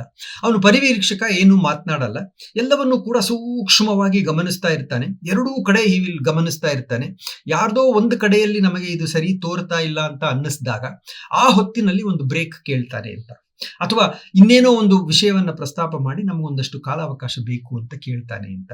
ಹೊರಕ್ಕೆ ಬಂದ ನಂತರ ಅವನು ನೆಗೋಸಿಯೇಷನ್ಸ್ ಎಲ್ಲಿ ಹೋಗ್ತಿದೆ, ನೀವೇನ್ ಹೇಳಿದ್ರಿ, ಅವ್ರೇನ್ ಹೇಳಿದ್ರು, ಅವ್ರನ್ನ ಈ ರೀತಿಯಾದಂತಹ ಒಂದು ಭಾಷೆ ಅವರು ತಕ್ಷಣ ಪ್ರಯೋಗಿಸಿದ್ರು, ನೀನ್ ಅದನ್ನ ಗಮನಿಸಿದ್ಯಾ, ಅವರ ಒಳಮನಸ್ಸು ಏನಿರಬಹುದು ಅದನ್ನ ನೀನು ಗಮನಿಸಿದ್ಯಾ ಅಂತ ಹೇಳಿ ಇನ್ನಿಬ್ಬರನ್ನ ಮುಂದಿನ ಮತ್ತಿನ ನೆಗೋಸಿಯೇಷನ್ ಶುರುವಾದಾಗ ಅವರನ್ನ ತಯಾರಿ ಮಾಡ್ತಾನೆ ಅಂತ. ಮೂರನೆಯವನು ನಾಯಕ ಅಂತ, ನಿರ್ಣಾಯಕ ಅಂತ. ಕಡಿಮೆ ಮಾತು ಆದರೆ ಖಚಿತ, ವಸ್ತುನಿಷ್ಠ, ಆಬ್ಜೆಕ್ಟಿವ್. ನಮ್ಮ ನಿರ್ವಾಹಕನ ಹಾಗೆ ನಾಯಕ ಕತೆ ಹೇಳ್ತಾ ಕೂರ್ತು ಅಂತಂದ್ರೆ ನೆಗೋಸಿಯೇಷನ್ ಮುಂದೆ ಆಗಲ್ಲ ಅಂತ. ಅವನು ಎಲ್ಲವನ್ನೂ ಸಹಿಸ್ಕೊಳ್ತಾನೆ. ಆದರೆ ಯಾವ ಒಂದು ಘಟ್ಟದಲ್ಲಿ ನಿರ್ಣಯವನ್ನು ತೆಗೆದುಕೊಂಡು ಇದನ್ನು ನಾನಿಲ್ಲಿ ಮುಗಿಸಬೇಕು ಅಂತ ಇರುತ್ತೋ ಆ ಹೊತ್ತಿನಲ್ಲಿ ತಕ್ಷಣವೇ ಮುಗಿಸುವಂತಹ ಒಂದು ಅದ್ಭುತವಾದಂತಹ ಕೆಲಸವನ್ನ ನೆಗೋಸಿಯೇಷನ್ ಕುಳಿತಂತಹ ನಾಯಕ ಅಥವಾ ನಿರ್ಣಾಯಕ ಮಾಡ್ತಾನೆ ಅಂತ. ಮೊದಲನೆಯ ನೆಗೋಸಿಯೇಷನ್ಗೆ ಬೇಕಾಗಿದ್ದು ಪೂರ್ವ ಸಿದ್ಧತೆ ಅಂತ. ಇದು ಕೂಡ ಒಂದು ರೀತಿಯಲ್ಲಿ ಪೂರ್ವ ಸಿದ್ಧತೆಯಲ್ಲಿ ನಾವು ಯಾರ ಪಾತ್ರ ಯಾರದು, ಯಾರು ಏನು ಮಾತನಾಡಬೇಕು, ಯಾರು ಯಾವ ಹಂತದಲ್ಲಿ ಮಾತನ್ನ ನಿಲ್ಲಿಸಬೇಕು, ಯಾವ ಒಂದು ವಿಷಯಕ್ಕೆ ಯಾರು ಮಾತನಾಡಬೇಕು ಮೊದಲು, ಯಾರು ನಂತರ ಮಾತನಾಡಬೇಕು, ಯಾರು ಕೊನೆಯಲ್ಲಿ ಮಾತನಾಡಬೇಕು, ಎಲ್ಲ ರೀತಿಯಾದಂತಹ ವಿಷಯಗಳನ್ನು ಕೂಡ ಮೊದಲಲ್ಲೇ ಅಲ್ಲಿಗೆ ನೆಗೋಸಿಯೇಷನ್ ಹೋಗತಕ್ಕಂತಹ ತಂಡ ಏನಿದೆ ಅವರೆಲ್ಲ ಕೂತು ಇದರ ಬಗ್ಗೆ ಸಾಕಷ್ಟು ಚರ್ಚೆ ಮಾಡಿ ಆ ಹೊತ್ತಿನಲ್ಲಿ ಅವರಿಗೆ ಗ್ರಾಹಕರ ಒಂದಷ್ಟು ಒಳಮನಸ್ಸು ಗೊತ್ತಿರುತ್ತೆ. ಅವರು ಯಾವ ಕಡೆ ವಾಲ್ತಾ ಇದ್ದಾರೆ, ಅವರ ಅನಿಸಿಕೆಗಳೇನು, ಅವರ ಅಭಿಪ್ರಾಯ ಏನು, ಎಲ್ಲವನ್ನೂ ತಿಳ್ಕೊಂಡಿರ್ತಾರೆ. ಅವೆಲ್ಲದರ ಹಿನ್ನೆಲೆಯಲ್ಲಿ ಹೇಗೆ ನಾವು ನೆಗೋಸಿಯೇಷನ್ ತೆಗೆದುಕೊಂಡು ಹೋಗಬೇಕು ಅಂತ. ನಾವು ದೊಡ್ಡ ಕಾಂಟ್ರಾಕ್ಟ್ಗಳ ನೆಗೋಸಿಯೇಷನ್ಗೆ ಹೋಗೋಕ್ಕೆ ಮೊದಲು ರೋಲ್ ಪ್ಲೇ ಅಂತ ಮಾಡ್ತಾ ಇದ್ವಿ, ಮಾಕ್ ಡ್ರಿಲ್ಸ್ ಅಂತ. ಯಾರೋ ಒಂದಿಬ್ಬರನ್ನ ಆ ಕಡೆ ಗ್ರಾಹಕರ ಒಂದು ಕುರ್ಚಿಯಲ್ಲಿ ಕುಳಿತುಕೊಂಡು ನಮ್ಮ CEO, ನಾನು, ನಮ್ಮ ಪರಿವೀಕ್ಷಕನಾಗಿ ಬರ್ತಾ ಇದ್ದಂತಹ ಒಬ್ಬ ವ್ಯಕ್ತಿ, ನಾವೆಲ್ಲರೂ ಕೂತ್ಕೊಂಡು ಒಂದು ಮಾಕ್ ಮಾಡ್ತಾ ಇದ್ವಿ. ಹೇಗ್ ಶುರು ಮಾಡ್ತೀವಿ, ಹೇಗ್ ಮಧ್ಯದಲ್ಲಿ ಮಾಡ್ತೀವಿ, ಈ ಒಂದು ಪರ್ಟಿಕ್ಯುಲರ್ ಟರ್ಮ್ ಬಂದಾಗ ನಾವು ಯಾವ ರೀತಿ ಅದನ್ನ ಹ್ಯಾಂಡಲ್ ಮಾಡ್ತೀವಿ, ಇವೆಲ್ಲವನ್ನು ಚರ್ಚೆ ಮಾಡ್ಕೊಂಡು ಹೋಗ್ತಾ ಇದ್ವಿ. It would be like the drill would actually give us the empowerment to go and perform the final act in front of the contract, in front of the customers in a very beautiful way ಅಂತ. ಇದು ಬಹಳ ಮುಖ್ಯವಾದದ್ದು ಅಂತ. ಎಲ್ಲರ ಪಾತ್ರ ನಿರ್ಣಯ, role play ಅನ್ನೋದೇನಿದೆ negotiation ಟೈಮಲ್ಲಿ, ಇದನ್ನ ಸಂಪೂರ್ಣವಾಗಿ ಎಲ್ಲರೂ ಅರಿತುಕೊಂಡು ಅದಕ್ಕೆ ಹೊಂದಿಕೊಳ್ಬೇಕು ಅಂತ. ಮೂರನೆಯದು ವಾದ ಮಂಡನೆ ಅಂತ ಕರಿತೀನಿ.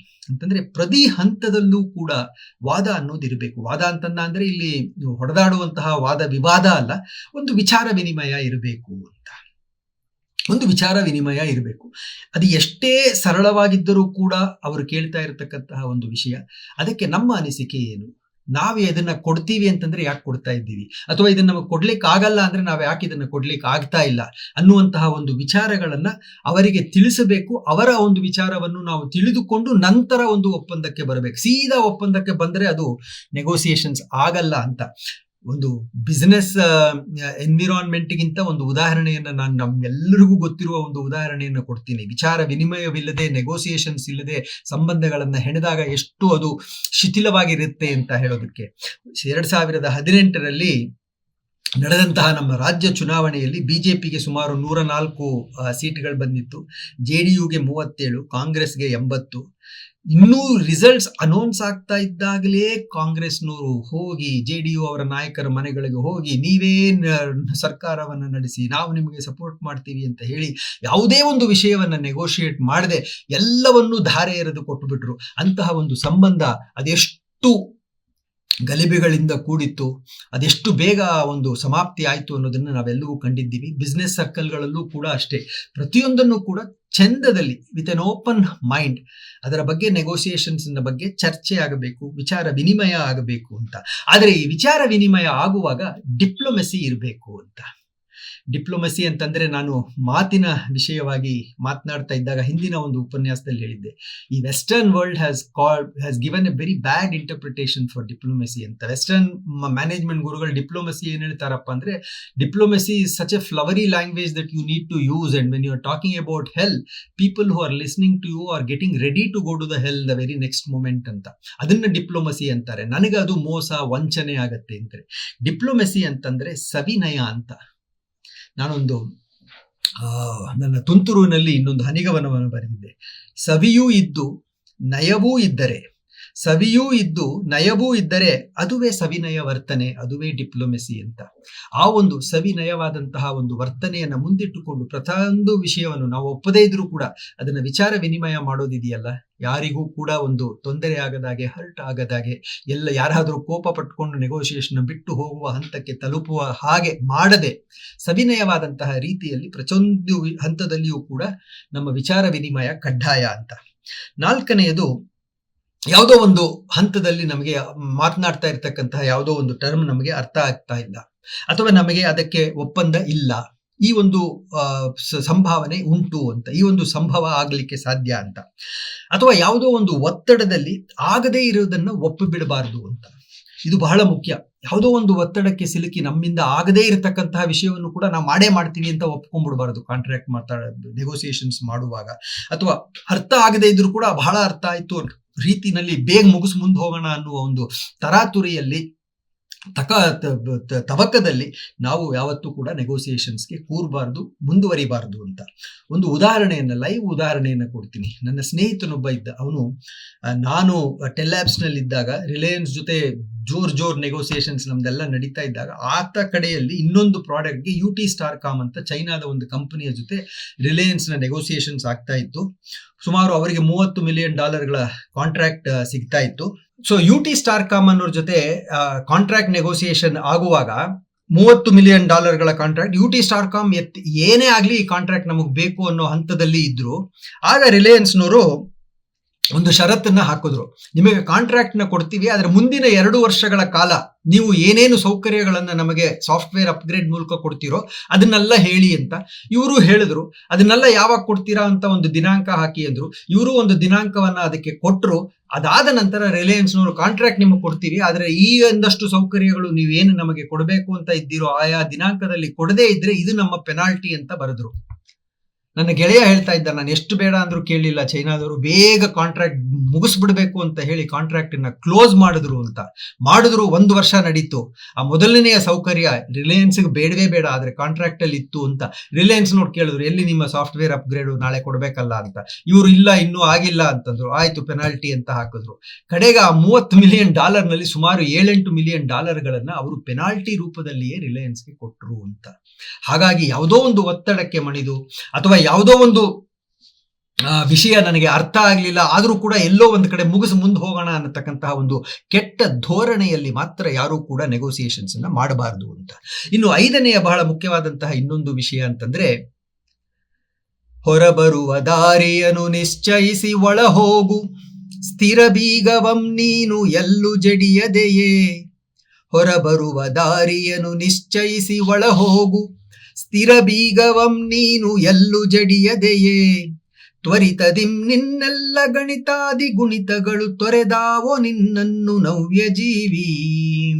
ನೆಗೋಸಿಯೇಷನ್ಸ್ ಕೂತಾಗ ಪ್ರತಿಯೊಂದು ಹಂತದಲ್ಲೂ ಕೂಡ, ಎಸ್ಪೆಷಲಿ ಯಾವ ಒಂದು ಟರ್ಮ್ ಕ್ಲೋಸರ್ಗೆ ಬಂದಿಲ್ವೋ ಅಂತಹ ಪ್ರತಿಯೊಂದು ಹಂತದಲ್ಲೂ ಕೂಡ ನಾವೇನಾದ್ರೂ ಒಪ್ಪಿಕೊಂಡ್ರೆ ಪರವಾಗಿಲ್ಲ, ಒಪ್ಪಿಕೊಳ್ಳದೆ ಇದ್ದಾಗ ಮತ್ತೆ ಅದಕ್ಕೆ ಬಂದು ಒಪ್ಪಬಹುದಾದಂತಹ ಒಂದು ಸನ್ನಿವೇಶವನ್ನ ಸೃಷ್ಟಿಸಿಯೇ ನಾವು ಮುಂದುವರಿಬೇಕು ಅಂತ. ಇದಕ್ಕೆ ಒಂದು ನಮ್ಮೆಲ್ಲರಿಗೂ ಗೊತ್ತಿರತಕ್ಕಂತಹ ಒಂದು ಉದಾಹರಣೆಯನ್ನ ಕೊಟ್ಟಾಗ ನಾನು ಇದರಲ್ಲಿ ಏನ್ ಹೇಳಲಿಕ್ಕೆ ಇಷ್ಟಪಡ್ತಾ ಇದ್ದೇನೆ ಅನ್ನೋದು ತಮಗೆ ಬಹಳ ಸರಳವಾಗಿ ಗೊತ್ತಾಗತ್ತೆ ಅಂತ. ಒಳಹೊಕ್ಕುವ ಮುನ್ನ ಹೊರಬರುವ ಹಾದಿಯನು ಕಲಿಯದೆಯೇ ನುಗ್ಗುವುದು ಶೂರತನವಲ್ಲ. ಒಳಹೊಕ್ಕುವ ಮುನ್ನ ಹೊರಬರುವ ಹಾದಿಯನು ಕಲಿಯದೆಯೇ ನುಗ್ಗುವುದು ಶೂರತನವಲ್ಲ. ಕಲಿಯುತ್ತಾನಾದರೇನ್ ಅಭಿಮನ್ಯುವೇನಾದ, ಕಲಿಯುತ್ತಾನಾದರೇನ್ ಅಭಿಮನ್ಯುವೇನಾದ, ಒಳಗೆಲ್ಲೋ ನಶಿಸಿದನೋ ನವ್ಯ ಜೀವಿ. ಕಾಂಟ್ರಾಕ್ಟ್, ಬಿಸ್ನೆಸ್ ಕಾಂಟ್ರಾಕ್ಟ್ ಕೂತಾಗ ಅದೆಷ್ಟೇ ಸರಳವಿರಬಹುದು, ಅದೆಷ್ಟೇ ಕಠಿಣವಿರಬಹುದು, ಪರಸ್ಪರ ಆಗಿರಬಹುದು, ಆಂತರಿಕವಾಗಿರಬಹುದು, ಬಾಹ್ಯ ಆಗಿರಬಹುದು, ಪ್ರತಿಯೊಂದು ಸಲವೂ ಕೂಡ ನನಗೆ ಇದು ಮುಗೀತು ಅಂತ ಫೈನಲ್ ಅಲ್ಲ, ಕ್ಲೋಸರ್ ಆಗಬೇಕು. ಆದ್ರೆ ಮತ್ತೆ ಇದಕ್ಕೆ ಬರುವ ಆ ಒಂದು ದಾರಿ, ಒಂದು ಸಣ್ಣ ಕವಲು ದಾರಿಯನ್ನು ಕೂಡ ನಾವು ತೆರೆದಿಟ್ಟುಕೊಂಡೇ ಮುಂದೆ ಸಾಗಬೇಕು ಅಂತ. ಎಲ್ಲ ಶೌರ್ಯದ ಪರಮಾವಧಿ ಅಭಿಮನ್ಯು ಅಲ್ವಾ. ಒಳಗೆ ಹೋಗೋ ದಾರಿ ಗೊತ್ತಿತ್ತು, ಹೊರಗೆ ಬರೋದು ಗೊತ್ತಾಗ್ಲಿಲ್ಲ. ಕಡೆಯಲ್ಲಿ ಫಲಿತಾಂಶ ಏನಾಯ್ತು ನಮ್ಗೆಲ್ಲರಿಗೂ ಗೊತ್ತಿರುವಂತಹ ವಿಷಯ ಅಂತ. ಹಾಗಾಗಿ ಹೊರಕ್ಕೆ ಬರುವ ದಾರಿಯನ್ನ ನಾವು ಪ್ರತಿಯೊಂದು ಹಂತದಲ್ಲೂ ತೆರೆದಿಟ್ಟುಕೊಳ್ಳದೆ ಸುಮ್ಮನೆ ನುಗ್ತೀನಿ, ಏನೋ ಮಾತಾಡ್ತೀನಿ, ಏನೋ ಕ್ಲೋಸ್ ಮಾಡ್ತೀನಿ, ಬರ್ತೀನಿ ಅಂದ್ರೆ, ಈಗಿನ್ನೂ ನಾನು ಹೇಳಿದ್ನಲ್ಲ, UT ಸ್ಟಾರ್ಕಾಮ್ ರಿಲಯನ್ಸ್ ನಡುವೆ ಆದಂತಹ ಒಪ್ಪಂದದ ಮೇರೆಗೆ 7-8 ಮಿಲಿಯನ್, 30 ಮಿಲಿಯನ್ ನಲ್ಲಿ 7-8 ಮಿಲಿಯನ್ ಅನ್ನ ಅಂದ್ರೆ ಸುಮಾರು 25% ಲಾಸ್ ಆಯ್ತು ಆ ಕಂಪನಿಗೆ ಅಂತ, ಬರೀ ಪೆನಾಲ್ಟಿ ಕೊಡುವ ಮೂಲಕ ಅಂತ. ಹಾಗಾಗಿ ಬಹಳ ಮುಖ್ಯವಾದಂತಹ ವಿಷಯ ಅಂತಂದ್ರೆ, ಪ್ರತಿ ಹಂತದಲ್ಲಿಯೂ ಕೂಡ ಹೊರಬರುವ ಆ ಒಂದು ಮಾರ್ಗವನ್ನ ಇಟ್ಟುಕೊಂಡೇ ಇರಬೇಕು. ಅದರಲ್ಲೂ ಕೂಡ ಯಾವ ಒಂದು ಹೊತ್ತಿನಲ್ಲಿ ಇದು ನನಗೆ ಸಾಧ್ಯ ಇಲ್ಲ ಅಂತ ಹೇಳಿ ಕಡಾಖಂಡಿತವಾಗಿ ಖಚಿತವಾಗಿ ಹೇಳಿ ಮುಂದೆ ಸಾಗ್ತೀವೋ, ಮುಂದೊಮ್ಮೆ ಮತ್ತೆ ಸಾಧ್ಯವಿಲ್ಲ ಅನ್ನುವ ವಿಷಯಕ್ಕೆ ಬರಬೇಕಾಗಬಹುದು ಅನ್ನುವ ಒಂದು ಪರಿಕಲ್ಪನೆಯಲ್ಲಿ ಒಂದು ಸೂಕ್ಷ್ಮವಾದಂತಹ ವಿಷಯವನ್ನ ಮನಸ್ಸಿಟ್ಟುಕೊಂಡು ಒಂದು ಹೊರಬರುವ ದಾರಿಯನ್ನು ಕೂಡ ಇಟ್ಟುಕೊಂಡಿರಬೇಕು ಅಂತ. ಇನ್ನು 6ನೆಯದು ಬಹಳ ಮುಖ್ಯವಾದದ್ದು ಅಂದ್ರೆ, ಯಾವುದನ್ನು ಕೂಡ ಬಿಟ್ಟಿ ಕೊಡಬಾರ್ದು ಅಂತ. ನೀವು ವೈಯಕ್ತಿಕವಾದಂತಹ ಆ ವ್ಯವಹಾರ ರೀತಿಯಲ್ಲಿ ಒಂದಷ್ಟು ಬಿಟ್ಟಿ ಕೊಡಬಹುದು ಅಂತ, ಆದ್ರೆ ಬಿಸ್ನೆಸ್ ಅಲ್ಲಿ ಮಾತ್ರ ಯಾವುದನ್ನು ಕೊಡಬಾರದು ಅಂತ. ಇದು ಕೊಡುಕೊಳ್ಳುವಿಕೆ. ಅದಕ್ಕೆ ನಾನು ಹೇಳಿದೆ, ಇದು ಕೊಡುಕೊಳ್ಳುವಿಕೆ. ಯಾವುದನ್ನು ಕೂಡ ನಾನು ಕೊಟ್ರೆ ಇನ್ನೇನೋ ಒಂದನ್ನು ನಾನು ತೆಗೆದುಕೊಳ್ತೀನಿ, ಅಥವಾ ಯಾವುದನ್ನಾದ್ರೂ ನಾನು ತೆಗೆದುಕೊಂಡ್ರೆ ಅದಕ್ಕೆ ನಾನು ಇನ್ನೇನಾದ್ರು ಕೊಡ್ತೀನಿ. ಇದೇ ಧಾಟಿಯಲ್ಲಿಯೇ ನಡಿಬೇಕು, ಪರಸ್ಪರವಾಗಿರಬೇಕು ಅಂತ. ಒಂದು ಉದಾಹರಣೆ ಹೇಳ್ತೀನಿ ಕೇಳಿ. ನಮ್ಮ ನಮ್ಮ ಜೊತೆ ಇರ್ತಕ್ಕಂತಹ ಕೆಲಸ ಮಾಡ್ತಿರೋರು ಬಂದು ಕೇಳ್ತಾರಪ್ಪ, ವೇತನ ಹೆಚ್ಚು ಕೊಡಿ ಅಂತ. ಮಾತುಕತೆ ಆಗತ್ತೆ, ಆಯ್ತು ವೇತನವನ್ನ ಹೆಚ್ಚು ಕೊಡ್ತೀವಿ ಅಂತ ಹೇಳಿ ಕೊಟ್ಬಿಡ್ಬಾರ್ದು ಅಂತ. ವೇತನವನ್ನ ಹೆಚ್ಚು ಕೊಡ್ತೀವಿ, ಆದರೆ ನಿಮಗೆ ಒಂದಷ್ಟು ಕೆಲಸ ಹೆಚ್ಚು ಕೊಡ್ತೀವಿ, ಒಂದಷ್ಟು ಜವಾಬ್ದಾರಿಯನ್ನ ಹೆಚ್ಚು ಕೊಡ್ತೀವಿ. ಇದು ನೆಗೋಸಿಯೇಷನ್ ಅಂತಂದ್ರೆ. ಕೇಳ್ತೀನಿ ಆಗತ್ತೆ, ಏನು ಬಹಳ ಬಹಳ ಮುಖ್ಯವಾದಂತಹ ನೌಕರ ಇವನು, ಒಂದು 10% ಎಕ್ಸ್ಟ್ರಾ ಕೇಳ್ತಿದ್ದಾನೆ, ಕೊಟ್ಟು ಮುಂದೆ ಹೋಗ್ಬಿಡೋಣ. ಅವನಿಗೆ 1% ಎಕ್ಸ್ಟ್ರಾ ಕೊಡಬೇಕಾದ್ರೂ ಕೂಡ ಅವನ ಕರ್ತವ್ಯದಲ್ಲಿ ಅಥವಾ ಅವನ ಪಾತ್ರದಲ್ಲಿ ಅಥವಾ ಅವನ ಒಂದು ಕಂಪನಿಯ ಸ್ತರನಾದಂಥ ಕೆಲಸದಲ್ಲಿ 1% ಆದರೂ ಹೆಚ್ಚಿಗೆ ನಾವು ತೆಗೆದುಕೊಳ್ಳಬೇಕು ಅಂತ. ಇದು ನಿಜವಾದಂತಹ ಕೊಡುಕೊಳ್ಳುವಿಕೆ ಅಂತ. ರಿಯಾಯಿತಿ ಬೆಲೆಯಲ್ಲಿ ನಮ್ಮ ಸೇಲ್ಸ್ ಆದಾಗ ನಾವು 100 ರೂಪಾಯಿ ಫೈನಲ್ ಮಾಡಿದಾಗ ಅವ್ರು ಕೇಳ್ತಿರ್ತಾರೆ 99 ರೂಪಾಯಿ ಕೊಟ್ಬಿಡಿ ನಿಮ್ಗೆ ಆರ್ಡರ್ ಕೊಡ್ತೀವಿ ಅಂತ. ನಮಗೆ 99 ಕೊಡ್ಬೋದು ಅಂತ ಅನ್ಸಿದ್ರು ಕೂಡ ಕೊಡಬಾರ್ದು. ಆಯ್ತು, ನಾವು 99 ಕೊಡ್ತೀವಿ, 12 ತಿಂಗಳು ವಾರಂಟಿ ಇದೆಯಲ್ಲಪ್ಪ, ಆ 12 ತಿಂಗಳಿಂದ 9 ತಿಂಗಳು ಮಾಡ್ಕೊಳ್ಳಿ ನೀವು, ನಮಗಲ್ಲಿ ಉಳಿಯತ್ತೆ, ನಿಮಗೆ ಇಲ್ಲಿ ಕೊಡ್ತೀವಿ. ಕೊಡುಕೊಳ್ಳುವಿಕೆಯ ಆ ಒಂದು ಮೂಲವಾದಂತಹ ಕಂಪನಿಯ ಸ್ತರದ ನೆಗೋಸಿಯೇಷನ್ ನಲ್ಲಿ ಯಾವುದನ್ನು ಕೂಡ ಬಿಟ್ಟಿ ಕೊಡಬಾರದು. ಯಾವುದನ್ನು ಕೊಟ್ಟರೂ ಕೂಡ ಅದಕ್ಕೆ ಸರಿ ತೂಕವಾದಂತಹ ಯಾವುದನ್ನಾದರೂ ತೆಗೆದುಕೊಳ್ಬೇಕು, ಅಥವಾ ಯಾವುದನ್ನಾದರೂ ತೆಗೆದುಕೊಳ್ತಾ ಇದ್ದೀವಿ ಅಂದ್ರೆ ಅದಕ್ಕೆ ಸರಿಸಮಾನವಾದ ಇನ್ನೇನಾದರೂ ಅವರಿಗೆ ಕೊಡಬೇಕು. ಈ ಒಂದು ಕೊಡುಕೊಳ್ಳುವಿಕೆಯ ನಿಜವಾದಂತಹ ಪ್ರಕ್ರಿಯೆ ಅರ್ಥ ಆದಾಗ ಕಂಪನಿಯ ಸ್ತರದಲ್ಲಿ ನಡೆಯತಕ್ಕಂತಹ ಯಾವುದೇ ಒಂದು ನೆಗೋಸಿಯೇಷನ್ಸ್ ಇಂದ ಯಾರ ಸಂಬಂಧಗಳು ಕೂಡ ಹಾಳಾಗೋದಿಲ್ಲ ಅಂತ. ಇನ್ನು ಪ್ರತಿಯೊಂದು ಹಂತದಲ್ಲೂ ಕೂಡ ಒಪ್ಪಿದ್ದನ್ನ ಮರು ಉದಹರಿಸಿ ಮುಕ್ತಾಯ ಮಾಡಬೇಕು ಅಂತ. ಇದು ತುಂಬಾ ಮುಖ್ಯ ಅಂತ. ನೋಡಿ, ನಮ್ಮ ವೈಯಕ್ತಿಕ ಜೀವನದಲ್ಲಿ ನಾವು ಮಾತುಕತೆ ನೆಗೋಸಿಯೇಷನ್ಸ್ ನಡೆಯುವಾಗ್ಲೂ ಕೂಡ ನಾವೇನೋ ಹೇಳ್ತಾ ಇರ್ತೀವಿ ಅಂತ, ನಾವದನ್ನ ನಮ್ಮ ವಾದವನ್ನ ಮಂಡಿಸ್ತಾ ಇದ್ದಾಗೆಲ್ಲ ನಮ್ಮ ಮನಸ್ಸಿನಲ್ಲಿ ಏನು ಅಂದ್ರೆ ಮುಂದೆ ಕೂತಿರತಕ್ಕಂತಹ ವ್ಯಕ್ತಿಗೆ ನಾವು ಹೇಳೋದು ಅರ್ಥ ಆಗ್ತಾ ಇದೆ ಅಂತ. ಆತ ಅವನ ಮನಸ್ಸನ್ನ ಅವನು ವಾದವನ್ನ ಮಂಡಿಸುವಾಗಲ್ಲ ಅಥವಾ ಪ್ರತಿವಾದವನ್ನ ಮಂಡಿಸುವಾಗಲ್ಲ ಅವನು ಅನ್ಕೊಂಡಿರ್ತಾನೆ ಅವನು ಹೇಳಿರೋದೆಲ್ಲ ನಮಗ ಅರ್ಥ ಆಗ್ತಾ ಇದೆ ಅಂತ. ಕಡೆಯಲ್ಲಿ ಒಬ್ರಿಗೊಬ್ರಿಗೂ ಹೇಳಿರೋದು ಇನ್ನೊಬ್ರಿಗೆ ಅರ್ಥ ಆಗಿರಲ್ಲ ಅಂತ. ಯಾಕೆ ಅಂತಂದ್ರೆ ನಾವು ಆಯಾಯ ಘಟ್ಟದಲ್ಲಿ ಆಯಾಯ ಒಂದು ಸ್ತರದಲ್ಲಿ ಹಂತದಲ್ಲಿ ಒಮ್ಮೆ ನಿಲ್ಲಿಸಿ ನೆಗೋಸಿಯೇಷನ್ಸ್ ನ, ಅಪ್ಪ ನೀನ್ ಹೇಳ್ತಿರೋದು ಇದೆ ತಾನೆ, ನನಗೆ ಈ ರೀತಿ ಅರ್ಥ ಆಗಿದೆ, are we on the same page, ನಾವಿಬ್ಬರೂ ಕೂಡ ಮಾತನಾಡ್ತಿರೋದು ಒಂದೇ ಆಗಿದೆಯಾ, ನೀನ್ ಹೇಳಿದ್ದು ನಾನು ಅರ್ಥ ಮಾಡ್ಕೊಂಡಿರೋದು ಸರಿ ಇದೆಯಾ? ಯಾವತ್ತಾರೋ ಕೇಳ್ತೀವ ನಮ್ಮ ವೈಯಕ್ತಿಕವಾದಂತಹ ಜೀವನದ ಮಾತುಕತೆಯಲ್ಲಿ, ಗಂಡ ಏನೋ ಹೇಳ್ತಿರ್ತಾನೆ, ಹೆಂಡತಿ ಏನೋ ಹೇಳ್ತಿರ್ತಾರೆ, ಕಡೆಯಲ್ಲಿ ಇಬ್ರು ಸಿಟ್ಟತ್ಕೊಂಡ್ಬಿಟ್ಟು ಅತ್ಲ ಕಡೆ ಇತ್ಲಾ ಕಡೆಗೆ ಹೋಗ್ತಾರೆ. ಆ ಮಧ್ಯದಲ್ಲಿ ಒಂದು 5-6 ಬಾರಿ ಒಂದಷ್ಟು take a break and then think whether we are on the same page or not. Business negotiations ಅಲ್ಲಿ ಇದು ಬಹಳ ಮುಖ್ಯ ಅಂತ. ನಾನು ಹೇಳಿದ ಹಾಗೆ ಕೆಲವು ಸಲ ಕಾಂಟ್ರಾಕ್ಟ್ಗಳು ತಿಂಗಳು ವಾರಗಳ ಗಟ್ಟಲೆ, 1 ತಿಂಗಳು 2 ತಿಂಗಳು ನಡೆದೋಗ್ಬಿಡುತ್ತೆ ಅಂತ. ದಿನ ಬೆಳಿಗ್ಗೆ ಹೋಗ್ತೀವಿ, ಸಂಜೆವರೆಗೂ ಕೂತ್ಕೊಳ್ತೀವಿ, ನಡೀತಾನೆ ಇರುತ್ತೆ ಅಂತ. ಆ ಎಲ್ಲ ಹಂತದಲ್ಲೂ ಕೂಡ ಒಂದೊಂದು ಟರ್ಮ್ ಆದಾಗ್ಲೂ ಕೂಡ, ಅಥವಾ ಆ ಬೆಳಿಗ್ಗೆ ನೆಗೋಸಿಯೇಷನ್ ಸಂಜೆಗೆ ಬರುವಷ್ಟರಲ್ಲಿ ಇವತ್ತು ನಾವು ಏನನ್ನ ಮಾತನಾಡಿದ್ದೇವೆ ಇದರ ಸಾರಾಂಶ ಇಷ್ಟು, ಈ ವಿಷಯಗಳನ್ನ ನಾವು ಈ ರೀತಿಯಾಗಿ ಒಪ್ಪಂದ ಮಾಡಿಕೊಂಡಿದ್ದೇವೆ, ಈ ಒಂದು ವಿಷಯಗಳಲ್ಲಿ ನಮಗೆ ಭೇದ ಭಾವ ಇದೆ, ಇದನ್ನ ಮತ್ತೆ ನಾಳೆ ನಿರ್ಧರಿಸೋಣ. ಆದ್ರೆ ಈ ಒಂದಷ್ಟು ವಿಷಯಗಳು ಏನು ಒಪ್ಪಂದವಾಗಿದೆ ಇದನ್ನ ನಾವು ಈ ಸದ್ಯಕ್ಕೆ ಮಾತನಾಡೋದು ಬೇಡ. ಈ ರೀತಿಯಾದಂತಹ ಒಂದನ್ನು ಮಾಡಿ ನಾಳೆ ಬೆಳಿಗ್ಗೆ ನಾವು ಮತ್ತೆ ಸೇರಿದಾಗ ಯಾವ ವಿಷಯಗಳನ್ನು ಮಾತನಾಡಬೇಕು, ಒಂದು ವಿಷಯವನ್ನ ಸರಿಯಾಗಿ ತಿಳಿಸಿ ನೆಗೋಸಿಯೇಷನ್ಸ್ ಅನ್ನ ಅವತ್ತಿಗೆ ಮುಗಿಸಿ ಮುಂದಿನ ದಿನದ ನೆಗೋಸಿಯೇಷನ್ಗೆ ತಯಾರಾಗಿ ಇರೋದು ಬಹಳ ಮುಖ್ಯವಾದಂತಹ ಒಂದು ಅಂಶ. ಬಹುತೇಕ ಮಾತಾಡಲ್ಲ ಈ ರೀತಿಯಾದಂತಹ ನಾವು ಒಂದು ಪ್ರವಚನ ಮಾಲೆಯನ್ನ ಕೊಡುವಾಗಲೂ ಕೂಡ ಅಷ್ಟೇ ಅಂತ. ನಾವು ಹಿಂದಿನ ಪ್ರವಚನದಲ್ಲಿ ಏನ್ ಹೇಳಿದ್ದೀವಿ, 1 ನಿಮಿಷ 2 ನಿಮಿಷ ಅದನ್ನ ಮತ್ತೆ ಮನನ ಮಾಡಿ ಕೇಳಿಗರಿಗೆಲ್ಲ ನಾವು ನಿನ್ನೆ ಇದನ್ನ ಮಾತನಾಡಿದ್ವಪ್ಪ, ಇಲ್ಲಿಗೆ ನಿಲ್ಸಿದ್ವಿ, ಏನಾದ್ರೂ ಪ್ರಶ್ನೆಗಳಿದೆಯಾ? ಇಲ್ಲ, ಆಯ್ತು, ಇಲ್ಲಿಂದ ನಾವು ಈಗ ಮುಂದುವರಿಯೋಣ. ಕಡೆಯಲ್ಲಿ ಮುಗಿಸುವ ಹಂತದಲ್ಲಿ ಇಲ್ಲಿಗೆ ನಾವು ನಿಲ್ಲಿಸ್ತಾ ಇದ್ದೀವಿ, ನಾಳೆ ಸೇರಿದಾಗ ಈ ವಿಷಯವಾಗಿ ಮಾತನಾಡೋಣ ಅಲ್ವಾ? ಇದೊಂದು ಅದ್ಭುತವಾದಂತಹ ಬಹಳ ಸರಳವಾದಂತಹ ಒಂದು ವಿಷಯ. ಬಹುತೇಕ ಜನರು ಇದನ್ನ ಫಾಲೋ ಮಾಡಲ್ಲ ಅಂತ. ನೆಗೋಸಿಯೇಷನ್ಸ್ ಅಲ್ಲೂ ಬಹಳ ಮುಖ್ಯವಾದದ್ದು ಇದು, ತುಂಬಾ ಮುಖ್ಯವಾದಂತಹ ವಿಷಯ ಅಂತಂದ್ರೆ ಪ್ರತಿಯೊಂದು ಹಂತದಲ್ಲೂ ಕೂಡ ಆಯಾ ಒಂದು ಹಂತದಲ್ಲಿ ಮಾತನಾಡಿರ್ತಕ್ಕಂತಹ ವಿಷಯವನ್ನ ಅಲ್ಲಿಯೇ ಕ್ಲೋಸ್ ಮಾಡೋದು, ಅಲ್ಲಿಯೇ ಮುಕ್ತಾಯಗೊಳಿಸಿ ಮುಂದಿನದನ್ನ ತೆಗೆದುಕೊಂಡು ಮುಂದೆ ಸಾಗೋದು ಅಂತ. ಒಟ್ಟಿನಲ್ಲಿ ಈ 7ರ ಜೊತೆ ಇನ್ನೊಂದು ಬಹಳ ಮುಖ್ಯವಾದಂತಹ ಇನ್ನೊಂದು ಅಂಶ, ಇದನ್ನು ನಾನು ಸೂತ್ರದಲ್ಲಿ ಸೇರಿಸಲಿಕ್ಕೆ ಇಷ್ಟಪಡಲ್ಲ, ಆದ್ರೆ ನನಗನ್ಸೋದು ಇನ್ನೊಂದು ನೆಗೋಸಿಯೇಷನ್ಸ್ಗೆ, ಬಿಸ್ನೆಸ್ ನೆಗೋಸಿಯೇಷನ್ಸ್ ಕೂತಾಗ ನಮ್ಮ ಮಾತುಕತೆಯೇ ಮುಖ್ಯವಾಗಿರುತ್ತೆ. ನಮ್ಮ ಮಾತುಕತೆಯ ಹಿಂದೆ ಇರತಕ್ಕಂತಹ ಒಂದು ಪರಸ್ಪರ ಸಂಬಂಧ, ಅಥವಾ ಮಾತುಕತೆಯ ಆ ಜಾಡಿನಲ್ಲಿ ನಾವು ಯಾವ ರೀತಿ ಒಂದು ಸಂಬಂಧವನ್ನ ಬೆಸಿತೀವಿ, ಅವೆಲ್ಲವೂ ಕೂಡ ಮುಖ್ಯ ಆಗತ್ತೆ ನಿಜ. ಆದ್ರೆ ಕಣ್ಣಿಗೆ ನಮ್ಮ ಗಮನಕ್ಕೆ ಬರದೆ ಮತ್ತೊಬ್ಬರ ಕಣ್ಣಿಗೆ ಗೋಚರವಾಗುತ್ತಿರತಕ್ಕಂತಹ ಒಂದು ಅಂಶ ಅಂದರೆ it is our body language ಅಂತ, ಅಂಗಭಾಷೆ ಅಂತ. Body language is very very very essential in negotiations. ನಮ್ಮ ಬಾಡಿ ಲ್ಯಾಂಗ್ವೇಜ್ ಅನ್ನು ಕೂಡ ನಾವು ಚಂದದಲ್ಲಿ ಇಟ್ಕೊಳ್ಬೇಕು. ಅದೇ ರೀತಿ ಮಾತನಾಡ್ತಾ ಇರೋ ಅಷ್ಟೂ ಹೊತ್ತಿನಲ್ಲಿ ಆ ಮುಂದೆ ಕುಳಿತಿರ್ತಕ್ಕಂತಹ ಅವರ ಬಾಡಿ ಲ್ಯಾಂಗ್ವೇಜ್, ಪ್ರತಿಯೊಬ್ಬರ ಬಾಡಿ ಲ್ಯಾಂಗ್ವೇಜ್ ಅನ್ನು ಕೂಡ ನಾವು ಗಮನಿಸ್ತಾ ಇರಬೇಕು. ಅನೇಕ ಸಲ ನನ್ನ ಅನುಭವಕ್ಕೆ ಬಂದಿದೆ, ಅನೇಕ ಸಲ ಈ ಒಂದು ಬಾಡಿ ಲ್ಯಾಂಗ್ವೇಜ್ ಇಂದಲೇ ನಾವು ಯಾವ ಒಂದು ಟರ್ಮಿನ ಬಗ್ಗೆ ಜಗ್ಗಾಟ ಮಾಡ್ತಾ ಇದ್ದೀವೋ ಸೌಹಾರ್ದವಾದಂತಹ ರೀತಿಯಲ್ಲಿ ಅವರ ನಿಲುವು ಏನಿರಬಹುದು ಅನ್ನೋದು ನಮಗೆ ಗೊತ್ತಾಗತ್ತೆ ಅಂತ. ಇದು ಬಹಳ ಮುಖ್ಯ ಅಂತ. ಉದಾಹರಣೆ ಕೊಡಬೇಕು ಅಂತಂದ್ರೆ, ಎಲ್ಲ ನಮ್ಮ ಪರವಾಗಿ ಆಗೋಗ್ತಾ ಇದೆ ಅನ್ನೋ ಹಂತದಲ್ಲಿ ಎಷ್ಟೇ ಸಂತೋಷ ಆಗಿದ್ರು ಕೂಡ ಅದನ್ನು ನಾವು ನಮ್ಮ ಮುಖದಲ್ಲಿ ತೋರಿಸೋ ಹಾಗಿಲ್ಲ ಅಂತ. ತಕ್ಷಣವೇ ಆ ನೆಗೋಸಿಯೇಷನ್ ಅಲ್ಲಿ ಮುಗಿಯಲ್ಲ. ಅವ್ರಿಗೂ ಗೊತ್ತಾಯ್ತು ಅಂತ ಅಂದ್ರೆ ಮತ್ತೆ ನೆಗೋಸಿಯೇಷನ್ ಬಂದು ಇನ್ನೊಂದಷ್ಟನ್ನ ಕೇಳುವ ಹಂತಕ್ಕೆ ತಲುಪ್ತಾರೆ ಅಂತ. ಅಥವಾ ಈ ಕಾಂಟ್ರಾಕ್ಟ್ ನನಗೆ ಬೇಕೇ ಬೇಕು ಅಂತ ಆ ಒಂದು ಡೆಸ್ಪಿರೇಷನ್, ಮೈ ಮೇಲ್ ಬಿದ್ದು ತೆಗೆದುಕೊಳ್ಳೋದು ಅಂತೀವಲ್ಲ, ಅದು ಕೂಡ ಆಗಬಾರದು. ಅಥವಾ ಕಾಂಟ್ರಾಕ್ಟ್ ನೆಗೋಸಿಯೇಷನ್ಸ್ ನಡೆಯುವಾಗ, ಬಿಸ್ನೆಸ್ ನೆಗೋಸಿಯೇಷನ್ಸ್ ನಡೆಯುವಾಗ ಘರ್ಷಣೆ ತುಂಬಿರತಕ್ಕಂತಹ ನಿಲುವುಗಳು ಅಥವಾ ನಮ್ಮ ಭಾಷೆಯ ಆ ಒಂದು ಟೋನ್ ಏನಿದೆ, ಮಾತಿನ ಧಾಟಿ ಏನಿದೆ, ಅದು ಘರ್ಷಣೆಯಿಂದ ಕೂಡಿರಬಾರ್ದು, ಸಂಪೂರ್ಣ ಮಧುರವಾಗಿರಬೇಕು. ನಮ್ಮ ಬಾಡಿ ಲ್ಯಾಂಗ್ವೇಜ್ ಕೂಡ ಅಷ್ಟೇ ರಿಲ್ಯಾಕ್ಸ್ಡ್ ಆಗಿ ಬಹಳ ಆರಾಮವಾಗಿದ್ದೇನೆ, ಅದೆಷ್ಟೇ ಕಷ್ಟಕರವಾದಂತಹ ವಿಷಯವನ್ನು ನಾವು ಮಾತನಾಡ್ತಾ ಇದ್ರು ಕೂಡ ಇದಕ್ಕೆ ಯಾವುದೇ ರೀತಿಯಾದಂತಹ ಮಾನಸಿಕ ಒತ್ತಡ ನನ್ನಲ್ಲಿಲ್ಲ ಅನ್ನುವುದನ್ನು ಪ್ರತಿಬಿಂಬಿಸತಕ್ಕಂತಹ ಒಂದು ಅಂಗಭಾಷೆ, ಒಂದು ಬಾಡಿ ಲ್ಯಾಂಗ್ವೇಜ್ ನಮ್ಮಲ್ಲಾಗಿರಬೇಕು ಅಂತ. ಒಂದು ತಿಂಗಳು ಪೂರ ಒಂದು ಕಾಂಟ್ರಾಕ್ಟ್ ನ ನೆಗೋಷಿಯೇಟ್ ಮಾಡೋದಿದೆಯಲ್ಲ, ಅತ್ಯಂತ ಕಷ್ಟಕರವಾದಂತಹ,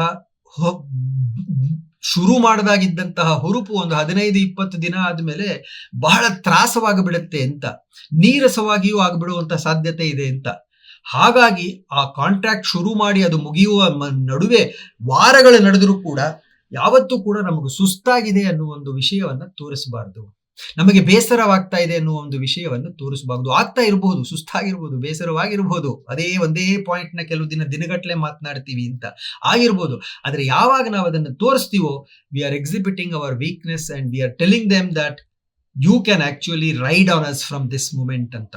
ಹಾಗಾಗಿ ಅಂಗಭಾಷೆ ಅಥವಾ ಬಾಡಿ ಲ್ಯಾಂಗ್ವೇಜ್ ಅನ್ನು ಏನಿದೆ ಅದು ಕೂಡ ನೆಗೋಸಿಯೇಷನ್ಸ್ ನಲ್ಲಿ ತುಂಬಾ ಮುಖ್ಯ ಆಗತ್ತೆ ಅಂತ ತಿಳಿಸ್ತಾ, ಈ ಒಂದು 7 ಸೂತ್ರಗಳು ನನ್ನ ಅನುಭವದಲ್ಲಿ ನನಗೆ ಗೊತ್ತಾದಂತಹ ಒಂದಷ್ಟು ವಿಷಯಗಳು. ಇನ್ನೂ ಹೊರತಾದಂತಹ ಅನೇಕ ವಿಷಯಗಳಿವೆ.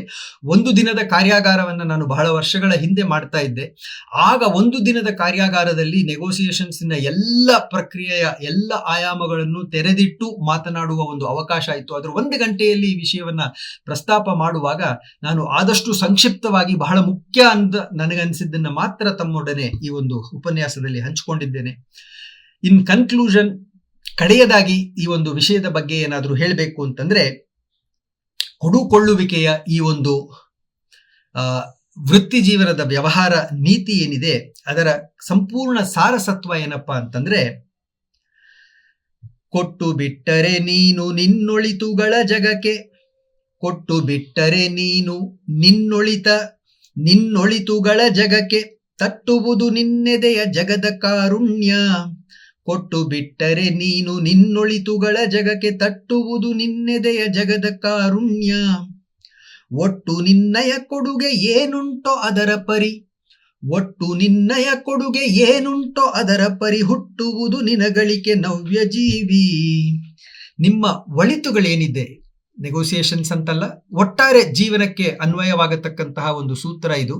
ನೆಗೋಸಿಯೇಷನ್ಸ್ಗಂತೂ ತುಂಬಾ ಅನ್ವಯವಾಗತಕ್ಕಂತಹ ಸೂತ್ರ ಏನಪ್ಪಾ ಅಂದ್ರೆ, ನಮ್ಮಲ್ಲಿ ನೆಗೋಸಿಯೇಷನ್ ಕೂತಾಗ ಇನ್ನೊಬ್ಬನನ್ನ ನಾನು ಬಕರ ಮಾಡ್ತೀನಿ, ಇನ್ನೊಬ್ಬನನ್ನ ನಾನು ಮೋಸ ಮಾಡ್ತೀನಿ ಅನ್ನತಕ್ಕಂತಹ ಬಹಳ ಕೆಳಮಟ್ಟದ ಭಾವಗಳನ್ನೆಲ್ಲ ಪಕ್ಕದಲ್ಲಿಟ್ಟು, ನನ್ನಲ್ಲಿರ್ತಕ್ಕಂತಹ ಒಳಿತುಗಳೇನಿದೆ ಅದನ್ನ ನಾನು ನಿನಗೆ ಕೊಡ್ತಾ ಇದ್ದೀನಿ ಅನ್ನತಕ್ಕಂತಹ ಒಂದು ಭಾವವನ್ನ ಹಮ್ಮಿಕೊಂಡು ನೆಗೋಸಿಯೇಷನ್ಸ್ಗೆ ಕೂರಬೇಕು.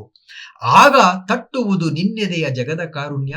ನಿಮ್ಮ ಆ ಒಂದು ಬಾಡಿ ಲ್ಯಾಂಗ್ವೇಜ್, ನಿಮ್ಮ ಆ ಒಂದು ನೆಗೋಸಿಯೇಷನ್ ಸ್ಟೈಲ್, ನಿಮ್ಮ ಒಂದು ಭಾವನೆಗಳಿಗೆ ಮುಂದೆ ಕೂತಿರತಕ್ಕಂತಹವನು ಅಲ್ಲಿ ನಮಗೆ ಮೋಸ ಮಾಡಬೇಕು ಅಂತ ಬಂದಿದ್ರೂ ಕೂಡ, ವೈಯಕ್ತಿಕ ಜೀವನದಲ್ಲಿ ಇದು ಬೇರೆ ವಿಷಯ, ಆದರೆ ವೃತ್ತಿ ಜೀವನದಲ್ಲಿ ಅವನು ಮೋಸ ಮಾಡಬೇಕು ಅಂತಲೇ ಬಂದು ಕೂತಿದ್ರು ಕೂಡ ನಮಗೆ ಅವನು ಖಂಡಿತವಾಗಿ ಕೂಡ ಮೋಸ ಮಾಡಲ್ಲ. ಇದು ನನ್ನ ಅನುಭವಕ್ಕೆ ಬಂದಿದೆ.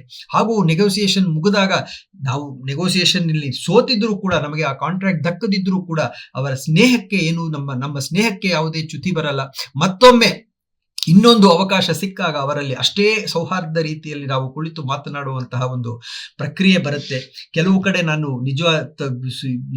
ಉತ್ಪ್ರೇಕ್ಷೆ ಅಲ್ಲ ಇದು, ಕೆಲವು ಕಡೆ ನಾನು ನೆಗೋಸಿಯೇಷನ್ಸ್ ಅನ್ನ ಸೋತಿದ್ದೇನೆ. ಮತ್ತೊಮ್ಮೆ ಸೋಲುವ ಹಂತದಲ್ಲೂ ಬಂದಾಗ ಇನ್ನೊಂದು ಅವಕಾಶದಲ್ಲಿ ಅವರು ಸತ್ಯೇಶನಿಗೋಸ್ಕರನಾದ್ರೂ ಈ ಕಾಂಟ್ರಾಕ್ಟ್ ಅನ್ನು ಕೊಡಬೇಕು ಅನ್ನುವ ಒಂದು ತರಾತುರಿಯಲ್ಲಿಯೇ ಮಾತನ್ನ ಮುಂದುವರಿಸಿರುವುದನ್ನು ನಾನು ಕಂಡಿದ್ದೇನೆ.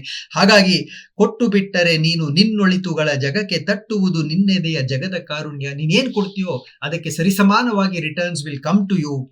ಒಟ್ಟು ನಿನ್ನಯ ಕೊಡುಗೆ ಏನುಂಟೋ ಅದರ ಪರಿ, ನೀನು ಏನು ಕೊಡ್ತೀಯೋ ಅದರಷ್ಟೇ ಪರಿ, ಅದರಷ್ಟೇ ತೂಕದ್ದು, ಅದರಷ್ಟೇ ಪ್ರಮಾಣವಾದದ್ದು ಹುಟ್ಟುವುದು ನಿನ್ನ ಗಳಿಕೆ ನವ್ಯಜೀವಿ.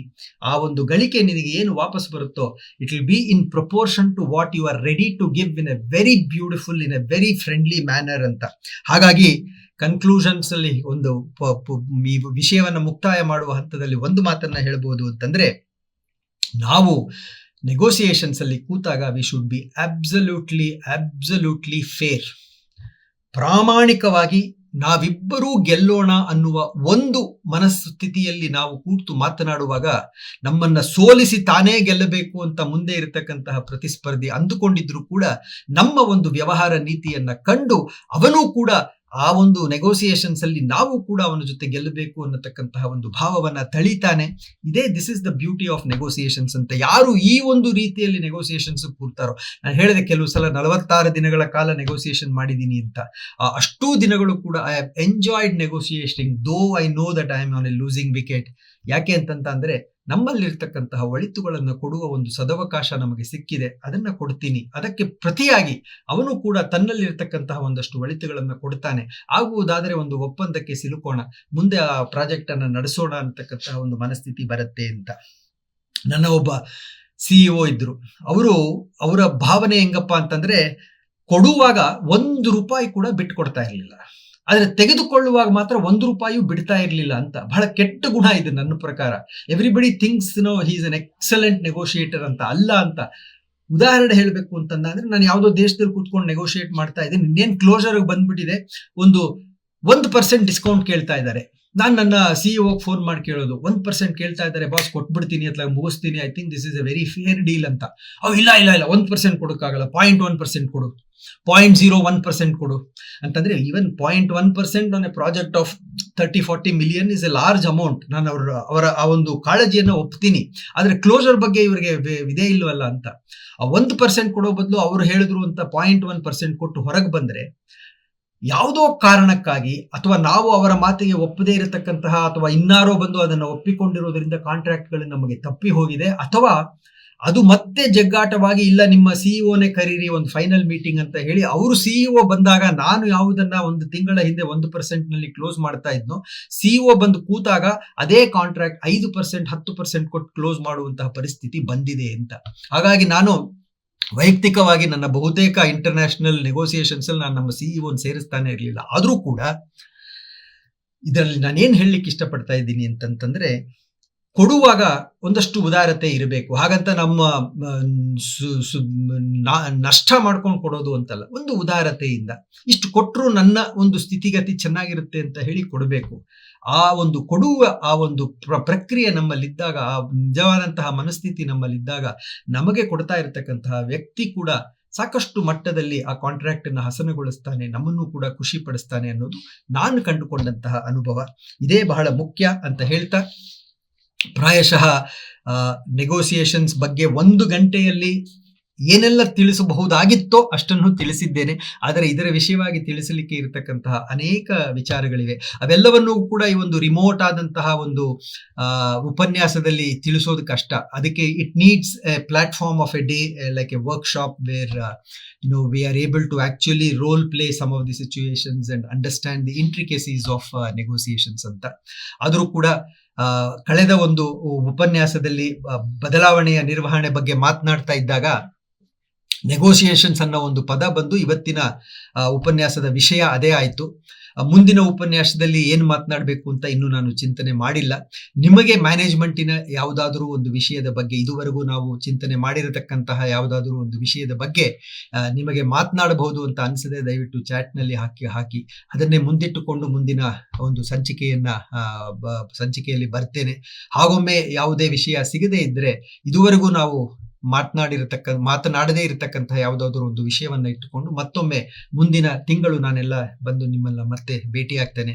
ಇಲ್ಲಿವರೆಗೂ ಕೂಡ ನನ್ನ ಮಾತನ್ನ ಅತ್ಯಂತ ತಾಳ್ಮೆಯಿಂದ ಕೇಳಿದ ತಮ್ಮೆಲ್ಲರಿಗೂ ಕೂಡ ನಾನು ನನ್ನ ಅನಂತಾನಂತ ಧನ್ಯವಾದಗಳನ್ನ ಅರ್ಪಿಸ್ತಾ ಇದ್ದೇನೆ. ಎಲ್ಲರೂ ಕೂಡ ಆರೋಗ್ಯವಾಗಿರಿ, ನಗ್ತಾ ಇರಿ. ನಮಸ್ಕಾರ. ವಿಶ್ವವಾಣಿ ಕ್ಲಬ್ ಹೌಸ್ನ ಇಂದಿನ ಅತಿಥಿಗಳು ಕವಿ, ಕಥೆಗಾರ, ಅಂಕಣಕಾರ, ಮ್ಯಾನೇಜ್ಮೆಂಟ್ ಗುರು ಶ್ರೀ ಸತ್ಯೇಶ್ ಎನ್ ಬೆಳ್ಳೂರು. ಮೂಲತಃ ಮೈಸೂರಿನವರು. ಮಲ್ನಾಡ್ ಇಂಜಿನಿಯರಿಂಗ್ ಕಾಲೇಜಿಂದ ಎಲೆಕ್ಟ್ರಾನಿಕ್ಸ್ ಅಂಡ್ ಕಮ್ಯುನಿಕೇಷನ್ ಇಂಜಿನಿಯರಿಂಗ್ನಲ್ಲಿ ಪದವಿ, ಸಿಕ್ಕಿಂ ಮಣಿಪಾಲ್ ವಿಶ್ವವಿದ್ಯಾಲಯದಿಂದ ಮಾರ್ಕೆಟಿಂಗ್ ಮ್ಯಾನೇಜ್ಮೆಂಟ್ನಲ್ಲಿ MBA, 3.5 ದಶಕಗಳ ಕಾಲ ಪ್ರತಿಷ್ಠಿತ ಟೆಲಿಕಾಂ ಕಂಪನಿಗಳಲ್ಲಿ ಕಾರ್ಯನಿರ್ವಹಿಸಿ ಸುಮಾರು 50ಕ್ಕೂ ಅಧಿಕ ರಾಷ್ಟ್ರಗಳಲ್ಲಿ ಯಶಸ್ವಿ ವಾಣಿಜ್ಯ ವ್ಯವಹಾರ ಮಾಡಿದ ಹೆಗ್ಗಳಿಕೆ. 2018ರಲ್ಲಿ ಪ್ರತಿಷ್ಠಿತ ತೇಜಸ್ ನೆಟ್ವರ್ಕ್ ಸಂಸ್ಥೆಯ ಹಿರಿಯ ಉಪಾಧ್ಯಕ್ಷರಾಗಿ ಕಾರ್ಯನಿರ್ವಹಿಸ್ತಾ ಇರಬೇಕಾದ್ರೆ ಸ್ವಯಂ ನಿವೃತ್ತಿಯನ್ನ ಪಡೆದು ವಿಶ್ರಾಂತ ಜೀವನವನ್ನು ನಡೆಸ್ತಾ ಇದ್ದಾರೆ. ಕಥೆಗಾರರಾಗಿ, ಪ್ರಬಂಧಕಾರರಾಗಿ ಸಾಹಿತ್ಯಾಸಕ್ತರಾದಂತಹ ಸತೀಶ್ ನವ್ಯಜೀವಿ ಎನ್ನುವ ನಾಮಾಂಕಿತದಿಂದ ಸುಮಾರು 2,000ಕ್ಕೂ ಅಧಿಕ ಮುಕ್ತಕಗಳನ್ನು ರಚಿಸಿದ್ದಾರೆ. ಬೋರ್ಡ್ ರೂಮಿನ ಸುತ್ತಮುತ್ತ, ಸ್ಟಾರ್ಟ್ಅಪ್ ನೀವು ಕಟ್ಟಬಹುದು, ಕಾವೇರಿ ನದಿಯ ದಡದಲ್ಲಿ, ಜೀವನ ಉದ್ದೀಪನ, ತಂತ್ರಯೋನಿ, ಅಥರ್ವವೇದ ಮತ್ತೆ ಸಂಪಾದಿತ ಕೃತಿ, ಸ್ಮೃತಿ ಚಿತ್ರಗಳು ಸೇರಿದಂತೆ ಸುಮಾರು 22ಕ್ಕೂ ಅಧಿಕ ಕೃತಿಗಳನ್ನು ರಚಿಸಿದ್ದಾರೆ. ಇವರನ್ನರಸಿ ಅನೇಕ ಪ್ರಶಸ್ತಿ ಪುರಸ್ಕಾರಗಳು ಸಂದಿವೆ. ವಿಶ್ವವಾಣಿ ಬಳಗದ ಪರವಾಗಿ ಸತ್ಯೇಶ್ ಎನ್ ಬೆಳ್ಳೂರು ಅವರಿಗೆ ಆತ್ಮೀಯವಾದ ಸ್ವಾಗತ.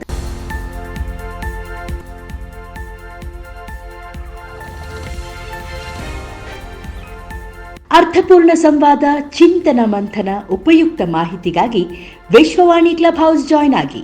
ಸೋಮವಾರದಿಂದ ಶುಕ್ರವಾರದವರೆಗೆ ನಿತ್ಯ ಸಂಜೆ 6:55ರಿಂದ 8:05ರವರೆಗೆ.